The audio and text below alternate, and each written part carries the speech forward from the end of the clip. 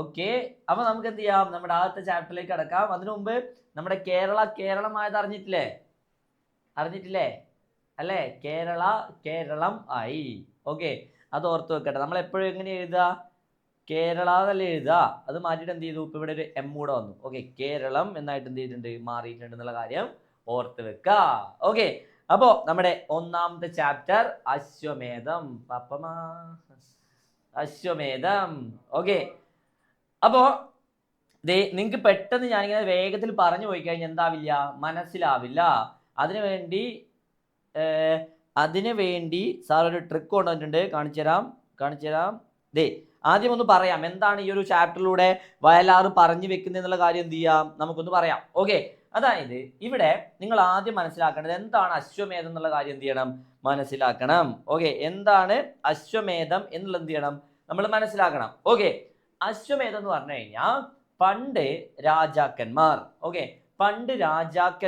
നടത്തിയിരുന്ന ഒരു യാഗമായിരുന്നു എന്ന് പറയുന്നത് അശ്വമേധ യാഗം എന്ന് പറയുന്നത്. എന്താ ചെയ്യാന്ന് വെച്ച് കഴിഞ്ഞാൽ, ഭയങ്കര ശക്തരായിട്ടുള്ള രാജാക്കന്മാര് ഒരു കുതിരയെ എന്ത് ചെയ്യും, ഒരു കുതിരയെ രാജ്യങ്ങൾ കറങ്ങാൻ വേണ്ടിയിട്ട് വിട്ടയക്കും. ഓക്കെ, അപ്പോ ഈ ഒരു അശ്വം കടന്നു പോകുന്ന രാജ്യങ്ങൾ, ഈ കുതിര കടന്നു പോകുന്ന രാജ്യങ്ങളെല്ലാം ആരുടെ അണ്ടറിലായിട്ട് മാറും, അല്ലെങ്കിൽ ആരുടെ അധീനതയിലായിട്ട് മാറും? ഈ അശ്വമേധ യാഗം നടക്കുന്ന രാജ്യത്തിന്റെ അല്ലെങ്കിൽ രാജാവിന്റെ അടിയിലേക്കായിട്ട് മാറും. ഓക്കെ, അല്ലാതെ ഇപ്പൊ ഈ കുതിര സഞ്ചരിക്കുന്ന രാജ്യങ്ങള് എതിർക്കുകയാണെങ്കിൽ നമ്മുടെ രാജ്യമായിട്ട് എന്ത് ചെയ്യണം, ആ രാജ്യങ്ങള് യുദ്ധം ചെയ്യണം. ഓക്കെ, അങ്ങനെയായിരുന്നു അശ്വമേധ യാഗങ്ങൾ പണ്ട് നടന്നിരുന്നത്. അപ്പൊ ഓർമ്മിക്കുക, ഇത്രേ ഉള്ളൂ.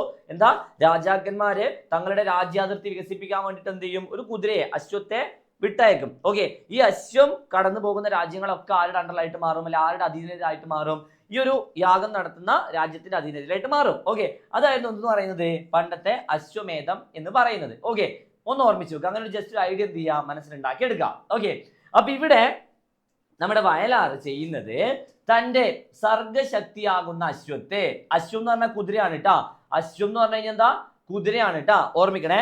അപ്പോ ഈ ഒരു കവിതയില് വയലാർ രാമവർമ്മ ചെയ്യുന്നത് തന്റെ സർഗശക്തി എന്ന് പറഞ്ഞാൽ നമ്മുടെ ക്രിയേറ്റിവിറ്റി എന്ന് പറയുന്ന സാധനം ഇല്ലേ, ക്രിയേറ്റിവിറ്റി ഇല്ലേ, ആ ഒരു ക്രിയേറ്റിവിറ്റിയെ, സർഗശക്തി എന്ത് ചെയ്യാണ്, ഈ ഒരു അശ്വമേധ യാഗം നടത്താൻ വേണ്ടിയിട്ട്, ലോകത്തെ കീഴടക്കാൻ വേണ്ടിയിട്ട് വിട്ടയക്കുന്നതാണ് നമ്മുടെ ഈ ഒരു പാഠഭാഗം എന്ന് പറയുന്നത്. മനസ്സിലായോ?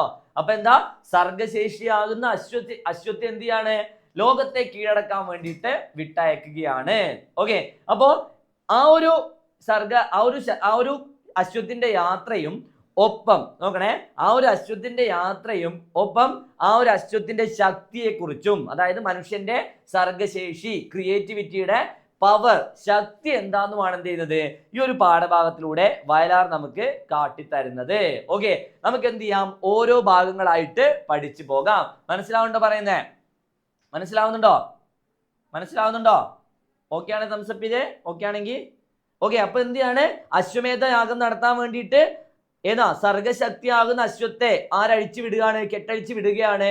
വയലാർ രാമവർമ്മ കെട്ടഴിച്ചു വിടുകയാണെന്ന് എന്ത് ചെയ്യുക, ഓർമ്മിക്കുക. എന്നിട്ട് നോക്കിയേ, കവി പറയുന്നത് നോക്കിയേ, ആരൊരാളൻ കുതിരയെ കെട്ടുവാൻ, ആരൊരാളതിൻ മാർഗം മുടക്കുവാൻ. കവി എന്ത് ചെയ്യാണ്, ലോകത്തോട് ചോദിക്കുകയാണ്, ആരൊരാൾ ഈ കുതിരയുടെ മാർഗം മുടക്കാൻ, അല്ലെ, ആരൊരാളൻ കുതിരയെ കെട്ടുവാൻ, എന്റെ കുതിരയെ, ഞാൻ വിട്ടയച്ച എന്റെ സർഗശേഷിയാകുന്ന കുതിരയെ പിടിച്ചു കെട്ടാൻ അല്ലെങ്കിൽ അതിന്റെ മാർഗം തടസ്സപ്പെടുത്താൻ ഇവിടെ ആരാണുള്ളത് എന്നെന്ത് ചെയ്യാണ്, കവി ലോകത്തോട് ഒരു ചോദ്യം ചോദിക്കുകയാണ്. അല്ലെ, ദിഗ്വിജയത്തിനൻ സർഗശക്തിയാം ഇക്കുതിരയെ വിട്ടയക്കുന്നു ഞാൻ. അല്ലെ, ദിഗ്വിജയം എന്ന് പറഞ്ഞു കഴിഞ്ഞാൽ ദിക്കുകൾ വിജയിക്കാൻ, അല്ലെങ്കിൽ ലോകത്തെ കീഴടക്കാൻ, ലോകത്തെ വിജയിക്കാൻ വേണ്ടിയിട്ട് സർഗശക്തിയാകുന്ന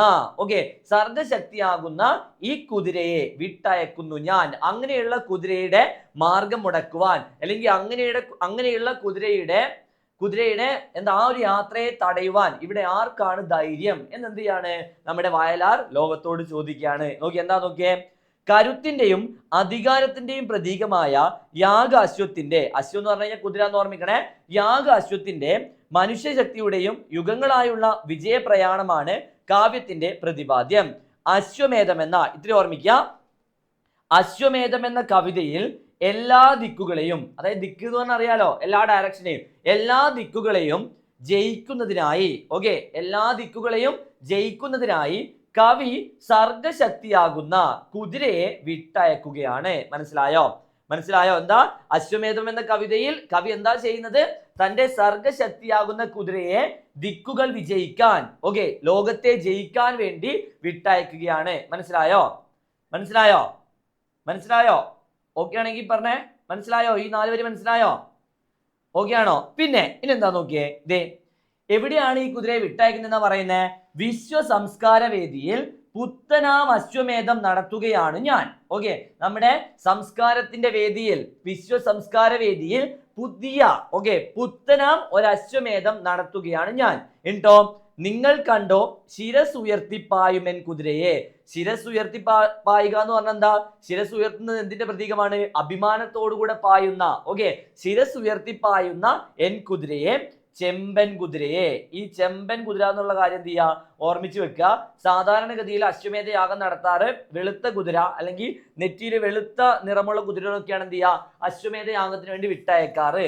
ഇവിടെ കവി ദിക്കുകൾ വിജയിക്കാൻ വേണ്ടിയിട്ട്, ലോകത്തെ കീഴടക്കാൻ വേണ്ടിയിട്ട് വിട്ടയക്കുന്നത് എങ്ങനെയുള്ള കുതിരയാണ്? ചെമ്പൻ കുതിരയെ. ചുവപ്പ് നിറമുള്ള കുതിര. അപ്പൊ ചുവപ്പ് വിപ്ലവത്തിന്റെ പ്രതീകമാണ്. എന്തിന്റെ പ്രതീകമാണ്? വിപ്ലവം. ഓർമ്മിച്ചു വെക്കുക. അപ്പോ വിപ്ലവത്തിന്റെ പ്രതീകമായിട്ടുള്ള ചെമ്പൻ കുതിരയാണ് എന്ത് ചെയ്യുന്നത്? കവി ലോകത്തെ വിജയിക്കാൻ വേണ്ടിയിട്ട് വിട്ടയക്കുന്നത്. ആ കുതിര എങ്ങനെയാണ് കുതിര പായുന്നത്, ഓടുന്നത് എങ്ങനെയാണ്? ശിരസുയർത്തി അഭിമാനത്തോടുകൂടെ. പിന്നെ എന്തൊരു ഉന്മേഷമാണ് അതിൻ കണ്ണുകളിൽ. അപ്പൊ പറയാണ് ആ ഒരു സർഗശക്തിയാകുന്ന കുതിരയുടെ കണ്ണുകളിൽ എന്തൊരു ഉന്മേഷമാണ്. പിന്നെയോ എന്തൊരു ഉത്സാഹമാണ് അതിൻ കാലുകളിൽ. എന്തൊരു ഉത്സാഹത്തോടെയാണ് ആ കുതിര ഓടിക്കൊണ്ടിരിക്കുന്നത്, അല്ലെങ്കിൽ ലോകത്തെ ജയിക്കാൻ വേണ്ടി പാഞ്ഞുകൊണ്ടിരിക്കുന്നത്. നോക്കിയേ, ലോക സംസ്കാര വേദിയിൽ പുതിയ അശ്വമേധം നടത്തുകയാണ് കവി. എന്താ? ലോകത്തിന്റെ സംസ്കാര വേദിയിൽ എന്താണ്? പുതിയൊരു അശ്വമേധം നടത്തുകയാണ് കവി. ശിരസുയർത്തിപ്പായുന്ന ശിരസ് എന്ന് പറഞ്ഞാൽ എന്താ? കഴുത്ത്, തല. ആ ശിരസ് ഉയർത്തുക എന്ന് പറഞ്ഞാൽ എന്താ? അഭിമാനത്തോടുകൂടെ. നമ്മൾ എന്തെങ്കിലും തെറ്റൊക്കെ ചെയ്തിട്ടുണ്ടെങ്കിൽ നമ്മൾ ശിരസ് ഉയർത്തി നിൽക്കുവോ? നമ്മൾ എന്താ ചെയ്യുക? താഴത്ത് നോക്കിയിട്ടല്ലേ നിൽക്കുക? അല്ലേ? അങ്ങനെയല്ലേ നിൽക്കുക? ആണെങ്കിൽ ആണ്, അല്ലെങ്കിൽ അല്ല. പറയും, ഞാൻ കാണുന്നുണ്ട്, നിങ്ങൾ എല്ലാവരും കാണുന്നുണ്ട്, അപ്പൊ പറയും അങ്ങനെയല്ലേ നിൽക്കുക? അല്ലേ? അപ്പൊ ഇവിടെ നമ്മുടെ സർഗശക്തിയാകുന്ന കുതിര എങ്ങനെയാണ്? ശിരസ് ഉയർത്തി പായുകയാണ്. ഓർത്തു വെക്കുക. പിന്നെയോ കുതിരയെ നിങ്ങൾ ആരെങ്കിലും കണ്ടോ എന്ന് കവി ചോദിക്കുന്നു. പുതിയ ഒരു കാവ്യ സംസ്കാരത്തിന്, ശ്രദ്ധിക്കണേ, പുതിയ ഒരു കാവ്യ സംസ്കാരത്തിന് തുടക്കം കുറിക്കുകയാണ് കവി ഇവിടെ. പുതിയ ഒരു കാവ്യ സംസ്കാരത്തിന് തുടക്കം കുറിക്കുകയാണ് കവി ഇവിടെ. ആ കാവ്യ സംസ്കാരത്തിന് വിപ്ലവ വീര്യം നിറഞ്ഞ കവിതകൾ, അതാണ് ഉദ്ദേശിക്കുന്നത്. വിപ്ലവ വീര്യം നിറഞ്ഞ കവിതകൾ. ഓർമ്മിക്കണേ, വിപ്ലവ വീര്യം നിറഞ്ഞ കവിതകൾ തടസ്സമുണ്ടാക്കുവാൻ, അതിനെ തളച്ചിടുവാൻ ആർക്കാണ് കരുത്തുള്ളത് എന്ന് കവി ചോദിക്കുന്നു. യാഗാശ്വത്തിന്റെ കണ്ണുകൾക്ക് എന്തൊരു ഉന്മേഷമാണ്, കാലുകളിൽ എന്തൊരു ഉത്സാഹമാണ് എന്നും എന്ത് ചെയ്യുന്നുണ്ട്? കവി പറയുന്നുണ്ട്. അപ്പൊ നോക്കിയേ എന്താ പറയുന്നേ? ആ ഒരു പുത്തൻ ലോക സംസ്കാരം, പുതിയ കാവ്യ സംസ്കാരത്തിന് നോക്കണേ, എങ്ങനെയുള്ള സംസ്കാരമാണ്? വിപ്ലവ വീര്യം നിറഞ്ഞ കവിതകൾ. വിപ്ലവ വീര്യം നിറഞ്ഞ കവിതകളാണ് എന്ത് ചെയ്യുന്നത്? ആ ഒരു പുതിയ സംസ്കാര വേദിയിലേക്ക് കവി തുറന്നു വിടുന്നത്. അങ്ങനെയുള്ള വിപ്ലവ വീര്യം നിറഞ്ഞ തന്റെ സർഗാത്മകത അല്ലെങ്കിൽ തന്റെ കവിതകളെ പിടിച്ചു കെട്ടാൻ ആരെ കൊണ്ടാണ് സാധിക്കുക എന്നാണ് എന്ത് ചെയ്യുന്നത്? കവി ചോദിക്കുന്നത്. മനസ്സിലായിട്ടുണ്ടോ? ഓക്കെ ആണോ? സ്പീഡ് കൂടി പോണ്ടോ? സ്പീഡ് കൂടുന്നുണ്ടോ? പിന്നെ നോക്കിയേ, ഇനി പറയാണ് അതിന്റെ ശക്തിയെ കുറിച്ച് പറയാണ്. അതായത് തന്റെ സർഗശക്തിയാകുന്ന കുതിരയുടെ, അശ്വത്തിന്റെ ശക്തിയെ കുറിച്ച് പറയാണ്. നോക്കി എങ്ങനെയാ പറയുന്നത്? കോടിക്കോടി പുരുഷാന്തരങ്ങളിൽ, കോടിക്കോടി വർഷങ്ങൾക്ക് മുമ്പ് പുരുഷാന്തരങ്ങളിൽ കൂടി നേടിയതാണതിൻ ശക്തികൾ. അപ്പോ മനുഷ്യന്റെ സർഗശക്തിയുടെ മനുഷ്യന്റെ സർഗശേഷിയുടെ ശക്തി നമുക്ക് ഇന്നുണ്ടായതാണോ? പെട്ടെന്ന് ഒരു ദിവസം നമ്മുടെ മുളച്ചു വന്നതാണോ സർഗശേഷി, അല്ലെങ്കിൽ നമ്മുടെ കവിത, നമ്മുടെ കാവ്യ പാരമ്പര്യം എന്നൊക്കെ പറയുന്നത്? ഒരിക്കലും അല്ല. നമ്മൾ പണ്ട് പൂർവികരായിട്ട്, നമ്മുടെ ഒക്കെയും പൂർവികരായിട്ടുള്ള ആളുകൾ എവിടെയാണ് താമസിച്ചത്? കാടുകൾക്കുള്ളിലാണ് ജീവിച്ചത്. അല്ലേ? അവർക്ക് അന്ന് ഇന്ന് കഴിക്കുന്ന പോലെ ഭക്ഷണം, അതുപോലെ നമ്മൾക്ക് അണിയുന്ന പോലത്തെ ഉടുപ്പൊക്കെ അന്ന് ഉണ്ടായിരുന്നോ? ഇല്ല, അവര് മാറി മാറി പരിണാമത്തിലൂടെ കുഞ്ഞായിട്ട് മാറിയാണ് എന്ത് ചെയ്തത് നമ്മൾ ഇന്ന് കാണുന്ന ഈ ഒരു സൊസൈറ്റിയിലേക്ക് എത്തിയിട്ടുള്ളത് അല്ലേ. അപ്പൊ പറയാണെന്താ, ഈ കുതിരയുടെ ശക്തി, ഓക്കെ, കവി പറയാണേ, എന്റെ അശ്വത്തിന്റെ ശക്തി എന്ന് പറയുന്നത് ഇന്നോ ഇന്നലെയോ കിട്ടിയതല്ല. എപ്പോഴാ? കോടി പുരുഷാന്തരങ്ങളിൽ കൂടി നേടിയതാണ് അതിന് ശക്തികൾ അല്ലെ. അങ്ങനെയുള്ള അത്രയും ശക്തിയുള്ള എന്റെ സർഗശേഷിയാകുന്ന കുതിരയെ ആർക്കും അങ്ങനെ എളുപ്പത്തിലൊന്നും എന്ത് ചെയ്യാൻ പറ്റില്ല, തടഞ്ഞു നിർത്താൻ വേണ്ടി സാധിക്കില്ല. പിന്നെയോ, വെട്ടി പ്രകൃതിയെ മല്ലിട്ട് വെറ്റി നേടിയതാണ് അതിൽ സിദ്ധികൾ അല്ലെ. ഇപ്പൊ നമ്മുടെ മനുഷ്യന്മാരെ കുറിച്ച് പറയാണ്, മനുഷ്യന്മാരുടെ ആ ഒരു പരിണാമ കാലഘട്ടത്തെ കുറിച്ച് പറയാണ്. എങ്ങനെയാ?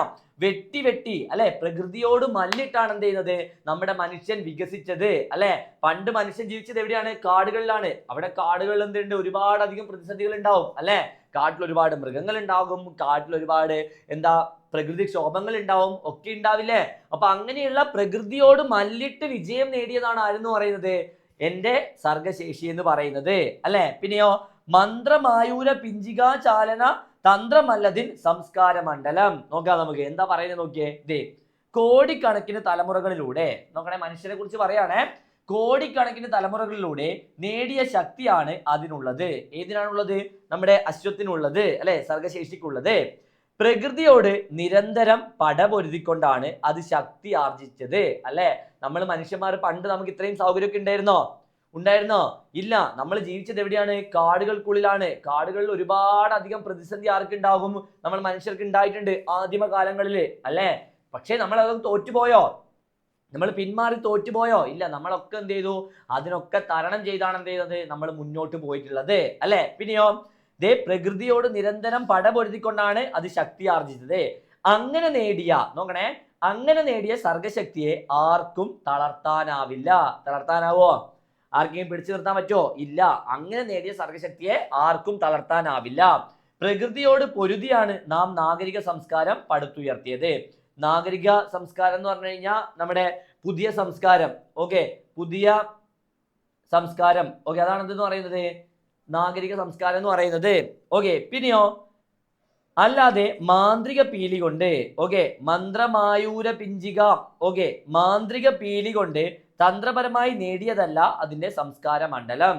ഓക്കെ, മനസ്സിലാവുന്നുണ്ടോ പറയുന്നേ? മനസ്സിലാവുന്നുണ്ടോ? ഓക്കെ, മനസ്സിലാവുന്നുണ്ടോ? ഓക്കെ ആണോ? ദേ, വായിച്ചു നോക്കണേ. അപ്പൊ എന്താ? കോടി പുരുഷാന്തരങ്ങളിൽ കൂടി നേടിയതാണ് നമ്മുടെ സർഗശേഷിയുടെ ശക്തിയെ കുറിച്ച് പറയാണ്. ആ ശക്തി എന്ന് പറയുന്നത് ഇന്നോ ഇന്നലെയോ നേടിയതല്ല.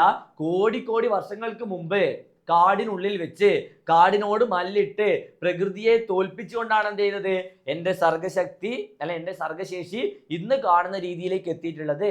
അങ്ങനെയുള്ള അത്രയും ശക്തനായിട്ടുള്ള സർഗശേഷിയെ അങ്ങനെ ആർക്കും എന്ത് ചെയ്യാൻ പറ്റില്ല, എളുപ്പത്തിൽ പിടിച്ചു കെട്ടാൻ സാധിക്കില്ല. ഓക്കെ ആണോ? ദേ, അടുത്ത് നോക്കിയേ. കോടി ശതാബ്ദങ്ങൾ മുമ്പൊരു കാടിനുള്ളിൽ വെച്ചൻ പ്രപിതാമഹർ പിന്നെയോ കണ്ടതാണി കുതിരയെ കാട്ടുപുൽ തണ്ടു നൽകി വളർത്തി മുത്തശ്ശിമാർ. നോക്കിയേ എന്താ പറയുന്നേ, നമുക്ക് നോക്കാം. കോടിക്കണക്കിന് വർഷങ്ങൾക്ക് മുൻപ്, ഓക്കെ നോക്കണേ, കോടിക്കണക്കിന് വർഷങ്ങൾക്ക് മുമ്പ് കാടിനുള്ളിൽ വെച്ച് തൻ്റെ മുതുമുത്തച്ഛന്മാർ, നമ്മുടെ പൂർവികരായിട്ടുള്ള ആളുകളാണ് എന്ത് ചെയ്തത് ഇവിടെ മുതുമുത്തച്ഛന്മാർ എന്ന് പറയുന്നത് കേട്ടാ. നമ്മുടെ പൂർവികർ എന്ന് പറഞ്ഞാൽ മനസ്സിലായില്ലേ, നമ്മുടെ പഴയ ആളുകൾ, ഓക്കെ, പൂർവികരായിട്ടുള്ള മുതുമുത്തച്ഛന്മാർ സർഗശക്തിയാകുന്ന ഈ കുതിരയെ കണ്ടതാണ് എന്ന് കവി പറയുന്നു. ഓക്കെ, അതായത് നമ്മുടെ ആദ്യമായിട്ട് നമ്മുടെ ക്രിയേറ്റിവിറ്റി, നമ്മുടെ സർഗശേഷി ഉണർന്നത് ഏതോ ഒരു മനുഷ്യനിൽ നിന്നാണ് അല്ലെ. അപ്പൊ അതാണ് പറയുന്നത്, കോടി വർഷങ്ങൾക്ക് മുമ്പ് ഞങ്ങളുടെ മുതുമുത്തച്ഛന്മാർ കാടിനുള്ളിൽ എവിടെയോ വെച്ചാണ് എന്ത് ചെയ്യുന്നത് ഈ സർഗശേഷിയെ കണ്ടെത്തിയിട്ടുള്ളത്. പിന്നെയോ കാട്ടു പുൽത്തണ്ട് നൽകി മുത്തശ്ശിമാർ കുതിരയെ വളർത്തി. ഓക്കെ, സർഗശേഷിയാകുന്ന കുതിരയെ എന്ത് ചെയ്തു, കാട്ടു പുൽത്തണ്ടുകൾ നൽകി മുത്തശ്ശിമാർ വളർത്തി. കാട്ടുചോലകളുടെ സംഗീതം ഏറ്റുപാടി പഠിച്ചവരാണ് എൻ്റെ മുത്തശ്ശിമാർ. പിന്നെയോ ഇവിടെ മുത്തശ്ശിമാർ എന്ന് ഉദ്ദേശിക്കുന്നത് എന്താണ്, നാടോടി സാഹിത്യം, പഴംപാട്ടുകൾ, നാടൻ കലകൾ എന്നിവയുടെ എല്ലാം ഉത്ഭവമാണ് ഇവിടെ എന്ത് ചെയ്യുന്നത് കവി സൂചിപ്പിക്കുന്നത്. മനസ്സിലായോ? അതായത് നാടൻ പാട്ടുകളൊക്കെ നമ്മൾ എഴുതിയതാണോ? അല്ല, ചുണ്ടുകളിൽ നിന്ന് ചുണ്ടുകളിലേക്ക് പകർന്നു കിട്ടിയതാണ് എന്തെന്ന് പറയുന്നത് നാടൻ പാട്ടുകൾ എന്നൊക്കെ പറയുന്നത്. ഓക്കെ, അങ്ങനെയുള്ള നാടോടി സാഹിത്യം, പഴംപാട്ടുകൾ, നാടൻ കലകൾ എന്നിവയുടെ എല്ലാം ഉത്ഭവമാണ് എന്ത് ചെയ്യുന്നത് ഇവിടെ കവി സൂചിപ്പിക്കുന്നത്. അതായത് കാട്ടുപുൽത്തണ്ട് നൽകി മുത്തശ്ശിമാർ വളർത്തി കാട്ടുചോലകളുടെ സംഗീതം ഏറ്റുപാടി പഠിച്ചവർ എന്നൊക്കെ കവി ഉപമിക്കുന്നത്. മനസ്സിലായോ? മനസ്സിലാവുന്നുണ്ടോ പറയുന്നേ? മനസ്സിലാവുന്നുണ്ടോ? ഓക്കെ ആണോ? ഓക്കെ ആണോ? ഇഷാനെ ഓക്കെ അല്ലടാ? ഓക്കെ അല്ല? ഇങ്ങനെ മാത്രമേ കാണുന്നുള്ളൂ. ഓക്കെ, അപ്പൊ മനസ്സിലാക്കുക, ഓരോ വരികളും എന്താ, കോടിക്കോടി ശതാബ്ദങ്ങൾക്ക് മുമ്പ് ഒരു കാടിനുള്ളിൽ വെച്ചൻ പ്രപിതാമഹർ കണ്ടെടുത്തു. അതായത് നമ്മുടെ പൂർവികരായിട്ടുള്ള ആളുകൾ എന്ത് ചെയ്യാണ്, കാടിൽ എവിടെയോ വെച്ച് ഈ സർഗശക്തിയെ കണ്ടെടുത്തു. പിന്നെയോ കണ്ടതാണ് ഈ കുതിരയെ കാട്ടുപുൽത്തണ്ട് നൽകി മുത്തശ്ശിമാർ വളർത്തി. അതായത് നമ്മുടെ ആദ്യകാലത്തെ സംഗീതം, നാടൻ പാട്ടുകളെ കുറിച്ചും പഴംപാട്ടുകളെ കുറിച്ചും നാടോടി കലകളെ കുറിച്ചും ഒക്കെയാണ് എന്ത് ചെയ്തത് പറയുന്നത്. ഓക്കെ, ആ നാടൻ പാട്ടുകളിൽ നിന്നൊക്കെയാണ് എന്ത് ചെയ്തത് നമ്മൾ ഇന്ന് കാണുന്ന രീതിയിൽ സാഹിത്യം വികസിച്ചിട്ടുള്ളത്. അല്ലേ? അതെന്ത് ചെയ്യാ, ഓർമ്മിച്ച് വെക്ക. ഇനി നോക്കിയേ, ഇന്നലെ ചരിത്രം മയങ്ങുന്ന മണ്ണിലൂടെ കുതിച്ചു പാഞ്ഞിടവേ എത്രയെത്ര ശവകുടീരങ്ങളിൽ നൃത്തമാടിയതാണ് കുളമ്പുകൾ. ദൃപ്ത രാഷ്ട്ര പ്രതാപങ്ങൾ തൻ കോട്ടക്കൊത്തളങ്ങളെ പിന്നിടും യാത്രയിൽ എത്ര കൊറ്റക്കുടകൾ യുഗങ്ങളിൽ കുത്തി നിർത്തിയ മുത്തണി കൂണുകൾ ആ കുളമ്പടിയേറ്റു വീണുപോയി അത്രയേറെ ഭരണകൂടങ്ങളും. അതായത് നമ്മുടെ സർഗശേഷിയുടെ അല്ലെങ്കിൽ സർഗശക്തിയുടെ ആ ഒരു യാത്രയെ കുറിച്ചാണ് എന്ത് ചെയ്തത് പറയുന്നത്. മനുഷ്യന്റെ ക്രിയേറ്റിവിറ്റി, മനുഷ്യന്റെ ആ ഒരു സർഗാത്മകതയുടെ യാത്ര. ഓക്കെ, ആ യാത്രയിൽ ഉണ്ടായിട്ടുള്ള കാര്യങ്ങൾ എന്തൊക്കെയാന്നാ പറയുന്നത്. നോക്കിയേ, ഇന്നലെ ചരിത്രം ഉറങ്ങുന്ന മണ്ണിലൂടെ, ഇന്നലെ ചരിത്രം, നമ്മുടെ ഹിസ്റ്ററി ഉറങ്ങുന്ന മണ്ണിലൂടെ, ചരിത്രം ഉറങ്ങുന്ന മണ്ണിലൂടെ ഈ കുതിര മുന്നോട്ട് കുതിച്ചു. മുന്നോട്ട് കുതിച്ചു പാഞ്ഞപ്പോൾ രാജാക്കന്മാരുടെ വീരസ്മരണകൾ ഉറങ്ങുന്ന ശവകുടീരങ്ങളിൽ അതിന്റെ കുളമ്പടി ശബ്ദങ്ങൾ മാറ്റൊലി കൊണ്ടു. അതായത് പണ്ടത്തെ കാലത്തെ കുറിച്ച് പറയാണ്. അതായത് പണ്ടുള്ള സാഹിത്യങ്ങൾ എന്ത് ചെയ്തിട്ടുണ്ട്, രാജാക്കന്മാരുടെ വീരസ്മരണകൾ അല്ലെങ്കിൽ രാജാക്കന്മാരുടെ ആ ഒരു വീര്യം കാണിക്കുന്ന കവിതകളൊക്കെ പണ്ട് ഒരുപാട് ഉണ്ടായിട്ടുണ്ട്. അല്ലെ? രാജാക്കന്മാരുടെ ശക്തി, രാജാക്കന്മാരുടെ വീര്യങ്ങളൊക്കെ തുറന്നു കാണിക്കുന്ന ഒരുപാട് സാഹിത്യ കൃതികൾ എന്ത് ചെയ്തിട്ടുണ്ട്, പണ്ട് കാലത്ത് ഉണ്ടായിട്ടുണ്ട്. അപ്പൊ പറയാണ്, ചരിത്രം നോക്കുന്ന സമയത്ത് കുതിരയുടെ യാത്രയിൽ, കുതിരയുടെ, നമ്മുടെ സർഗശക്തിയാകുന്ന കുതിരയുടെ യാത്രയിൽ അപ്പൊ എന്താ, രാജാക്കന്മാരുടെ വീരസ്മരണകൾ, രാജാക്കന്മാരെ പുകഴ്ത്തിപ്പാടിയ കവിതകൾ, സാഹിത്യ രചനകൾ, പിന്നെയോ ഉറങ്ങുന്ന ശവകുടീരങ്ങളിൽ അതിന്റെ കുളമ്പടി ശബ്ദങ്ങൾ മാറ്റൊലി കൊണ്ടു. പിന്നെയോ പ്രതാപം കൊണ്ട് അഹങ്കരിച്ചിരുന്ന രാഷ്ട്രാധിപത്യത്തെ തകർത്തെറിയുന്ന അശ്വമേധത്തിനാണ് കവി ഒരുങ്ങിയിരിക്കുന്നത്. എന്താ പറയുന്നത്? അതായത് പണ്ട് നമുക്കറിയാം ഒരുപാടധികം വലിയ വലിയ ഏകാധിപതികളായിട്ടുള്ള രാജാക്കന്മാരെ അല്ലെങ്കിൽ ഭരണകൂടങ്ങളെ തകർക്കാൻ വേണ്ടിയിട്ട് അക്ഷരങ്ങൾക്ക് സാധിച്ചിട്ടുണ്ട്. നിങ്ങൾ റഷ്യൻ റവല്യൂഷൻ ഒക്കെ പഠിച്ചിട്ടുണ്ടോ? റഷ്യൻ റവല്യൂഷൻ, പിന്നെ അമേരിക്കൻ റവല്യൂഷൻ ഒക്കെ പഠിച്ചിട്ടില്ല? വിപ്ലവങ്ങൾ പഠിച്ചിട്ടുണ്ടോ? റെവല്യൂഷൻസ് പഠിച്ചിട്ടുണ്ടോ? അപ്പൊ റെവല്യൂഷൻസിൽ നമുക്ക് കാണാൻ പറ്റും നമ്മുടെ തിങ്കേഴ്സിന്റെ ഒക്കെ റോൾ എന്താന്ന് നമുക്ക് കാണാൻ പറ്റും. ശ്രദ്ധിച്ചിട്ടുണ്ടോ? തിങ്കേഴ്സ് ഒക്കെ പറയുന്ന കാര്യങ്ങള്, ഇപ്പോ man is bone free but everywhere is in chain എന്നൊക്കെ പറയുന്ന സാധനങ്ങൾ പണ്ട് ആളുകൾ എന്ത് ചെയ്യാറുണ്ട്, പണ്ട് ആളുകൾ ഇതുപോലെയുള്ള ചിന്തകന്മാര് അപ്പോ ഈ തിങ്കേഴ്സിന്, ചിന്തകന്മാർക്ക് അല്ലെങ്കിൽ അക്ഷരങ്ങൾക്ക് ആളുകളെ സ്വാധീനിക്കാൻ എളുപ്പത്തിൽ സാധിക്കും. അതുകൊണ്ട് തന്നെ അങ്ങനെയുള്ള കാവ്യങ്ങൾ അല്ലെങ്കിൽ പഴയ കാലത്ത് ഒരുപാട് ഭരണകൂടങ്ങൾ, ഒരുപാട് ഏകാധിപതിയായിട്ടുള്ള രാജാക്കന്മാരുടെ ഭരണകൂടങ്ങൾ നിലം പതിക്കാൻ അല്ലെങ്കിൽ അവരെ തകർത്തെറിയാൻ നമ്മുടെ സാഹിത്യം കൊണ്ട് അല്ലെങ്കിൽ മനുഷ്യന്റെ സർഗശേഷി കൊണ്ട് എന്ത് ചെയ്തിട്ടുണ്ട്, സാധിച്ചിട്ടുണ്ട്. പിന്നെയോ യാകാശത്തിന്റെ പ്രയാണത്തിനിടയിൽ നിരവധി വെൺകൊറ്റക്കുടകളും ചെങ്കോലുകളും, വെൺകൊറ്റക്കുട ചെങ്കോൽ എന്നൊക്കെ പറഞ്ഞു കഴിഞ്ഞാൽ ഭരണാധികാരികളുടെ പ്രതീകമാണ് കേട്ടാ, ഭരണകൂടങ്ങളും സർഗശക്തിയാകുന്ന കുതിരയുടെ കുടമ്പടിയേറ്റ് തകർന്നു വീണിട്ടുണ്ട്. അതായത് പല ഏകാധിപതിയായിട്ടുള്ള രാജാക്കന്മാരുടെയും ഭരണം തകരാൻ, അതിനൊക്കെ തകർത്തിടാൻ ആർക്ക് സാധിച്ചിട്ടുണ്ട്, നമ്മുടെ സർഗശേഷിക്ക് സാധിച്ചിട്ടുണ്ട്. മാനവ സംസ്കൃതിയുടെ മുന്നേറ്റത്തിന്റെ ചരിത്രം ഏകാധിപത്യ ഭരണകൂടങ്ങളുടെ തകർച്ചയും പതനവും അടയാളപ്പെടുത്തുന്നു. നോക്കി എന്താ, മാനവ സംസ്കൃതിയുടെ മുന്നേറ്റ ചരിത്രം ഏകാധിപത്യ ഭരണകൂടങ്ങളും തകർച്ചയും പതനവും അടയാളപ്പെടുത്തുന്നു. അപ്പൊ മനസ്സിലായോ? അപ്പൊ നോക്കിയേ, പിന്നെ നമ്മുടെ സൗണ്ട് വർക്കാൻ വേണ്ടി പറഞ്ഞിട്ട് ആൾക്കാർ വന്നിട്ടുണ്ട് ഗൈസ്. ഓക്കെ, അപ്പൊ മനസ്സിലാക്കുക, എടാ ചരിത്രം നോക്കുന്ന സമയത്ത് നമ്മുടെ സർഗശേഷിയുടെ ആ യാത്ര, ഓക്കെ, ആ യാത്രയിലേക്ക് തിരിഞ്ഞു നോക്കുന്ന സമയത്ത് നമ്മുടെ ഈ ഒരു അശ്വം, കുതിര, സർഗശേഷിയാകുന്ന അശ്വം കടന്നു പോയിട്ടുള്ള അശ്വനായിപ്പോയി, ഓക്കെ, അശ്വം കടന്നു പോയിട്ടുള്ള ആ ഒരു വഴിയിലൊക്കെ, ഓക്കെ, ആ ഒരു ചരിത്രം നോക്കുന്ന സമയത്ത് ഒരുപാട് ഏകാധിപതികളായിട്ടുള്ള ഭരണകൂടങ്ങൾ തകർത്തെറിയാൻ ആർക്ക് സാധിച്ചിട്ടുണ്ട്? നമ്മുടെ അശ്വത്തിന് സാധിച്ചിട്ടുണ്ട്. സർഗശേഷിയാകുന്ന അശ്വത്തിന് സാധിച്ചിട്ടുണ്ട്. ഓക്കെ ആണോ? ഓക്കെ. പിന്നെ നോക്കിയേ, ലോകത്ത് നടന്ന വർഗ സമരങ്ങൾക്കും, ഇതേ നോക്കണേ, ലോകത്ത് നടന്ന വർഗ സമരങ്ങൾക്കും മഹാവിപ്ലവങ്ങൾക്കും, മഹാവിപ്ലവങ്ങൾക്കും എല്ലാം പിന്നിൽ ശക്തമായ സർഗശക്തിയുണ്ട്. ഓക്കെ, എന്തുണ്ട്? ശക്തമായ സർഗശക്തിയുണ്ട്. അതായത് ഒരുപാട് വിപ്ലവങ്ങൾ നമ്മുടെ ലോകത്ത് നടന്നിട്ടുണ്ട്. ഓക്കെ, അങ്ങനെയുള്ള വിപ്ലവങ്ങളുടെ ഒക്കെ ചരിത്രം നോക്കുന്ന സമയത്ത് അവിടെ ഒക്കെ ആരുടെ സാന്നിധ്യമുണ്ട്? ശക്തമായ സർഗശക്തിയുടെ സാന്നിധ്യമുണ്ട്. ഓക്കെ, റൂസോ, പ്ലേറ്റോ, അരിസ്റ്റോട്ടിൽ തുടങ്ങിയ ചിന്തകർ അധികാരത്തിന്റെ ദുഷ്പ്രവണതയ്ക്കെതിരെ സർഗാത്മകമായി പ്രതികരിച്ചവരാണ്. മനസ്സിലാവുന്നുണ്ടോ? പ്ലേറ്റോ, അതുപോലെ അരിസ്റ്റോട്ടിൽ, അതുപോലെ റൂസോ എന്നിവരെല്ലാം തന്നെ ഇത്തരത്തിലുള്ള ഭരണകൂടത്തിനെതിരെ തങ്ങളുടെ സർഗശക്തിയിലൂടെ പ്രതികരിച്ചവരാണ്. ഓക്കെ ആണോ? മനുഷ്യരാശി, ഓക്കെ, മനുഷ്യന്മാർ മുഴുവൻ മാനവരാശി കൈവരിച്ച സാമൂഹിക സാഹിത്യ ബോധത്തിന്റെ വിജയത്തിലൂടെ കൂണുകൾ പോലെ അധികാര കേന്ദ്രങ്ങൾ വീണുടഞ്ഞു. ഓക്കെ, മനസ്സിലാക്കുക. അപ്പൊ അങ്ങനെയുള്ള അക്ഷരങ്ങൾ കൊണ്ട്, അല്ലെങ്കിൽ അങ്ങനെയുള്ള സാഹിത്യം കൊണ്ട് പല അധികാര കേന്ദ്രങ്ങളും എന്ത് ചെയ്തിട്ടുണ്ട്? മുട്ടുകുത്തിയിട്ടുണ്ട് എന്നുള്ള കാര്യം എന്ത് ചെയ്യുക? ഓർത്തെടുക്കുക. മനസ്സിലാവുന്നുണ്ടോ പറയുന്നേ? മനസ്സിലാവുന്നുണ്ടോ? ഓക്കെ ആണോ?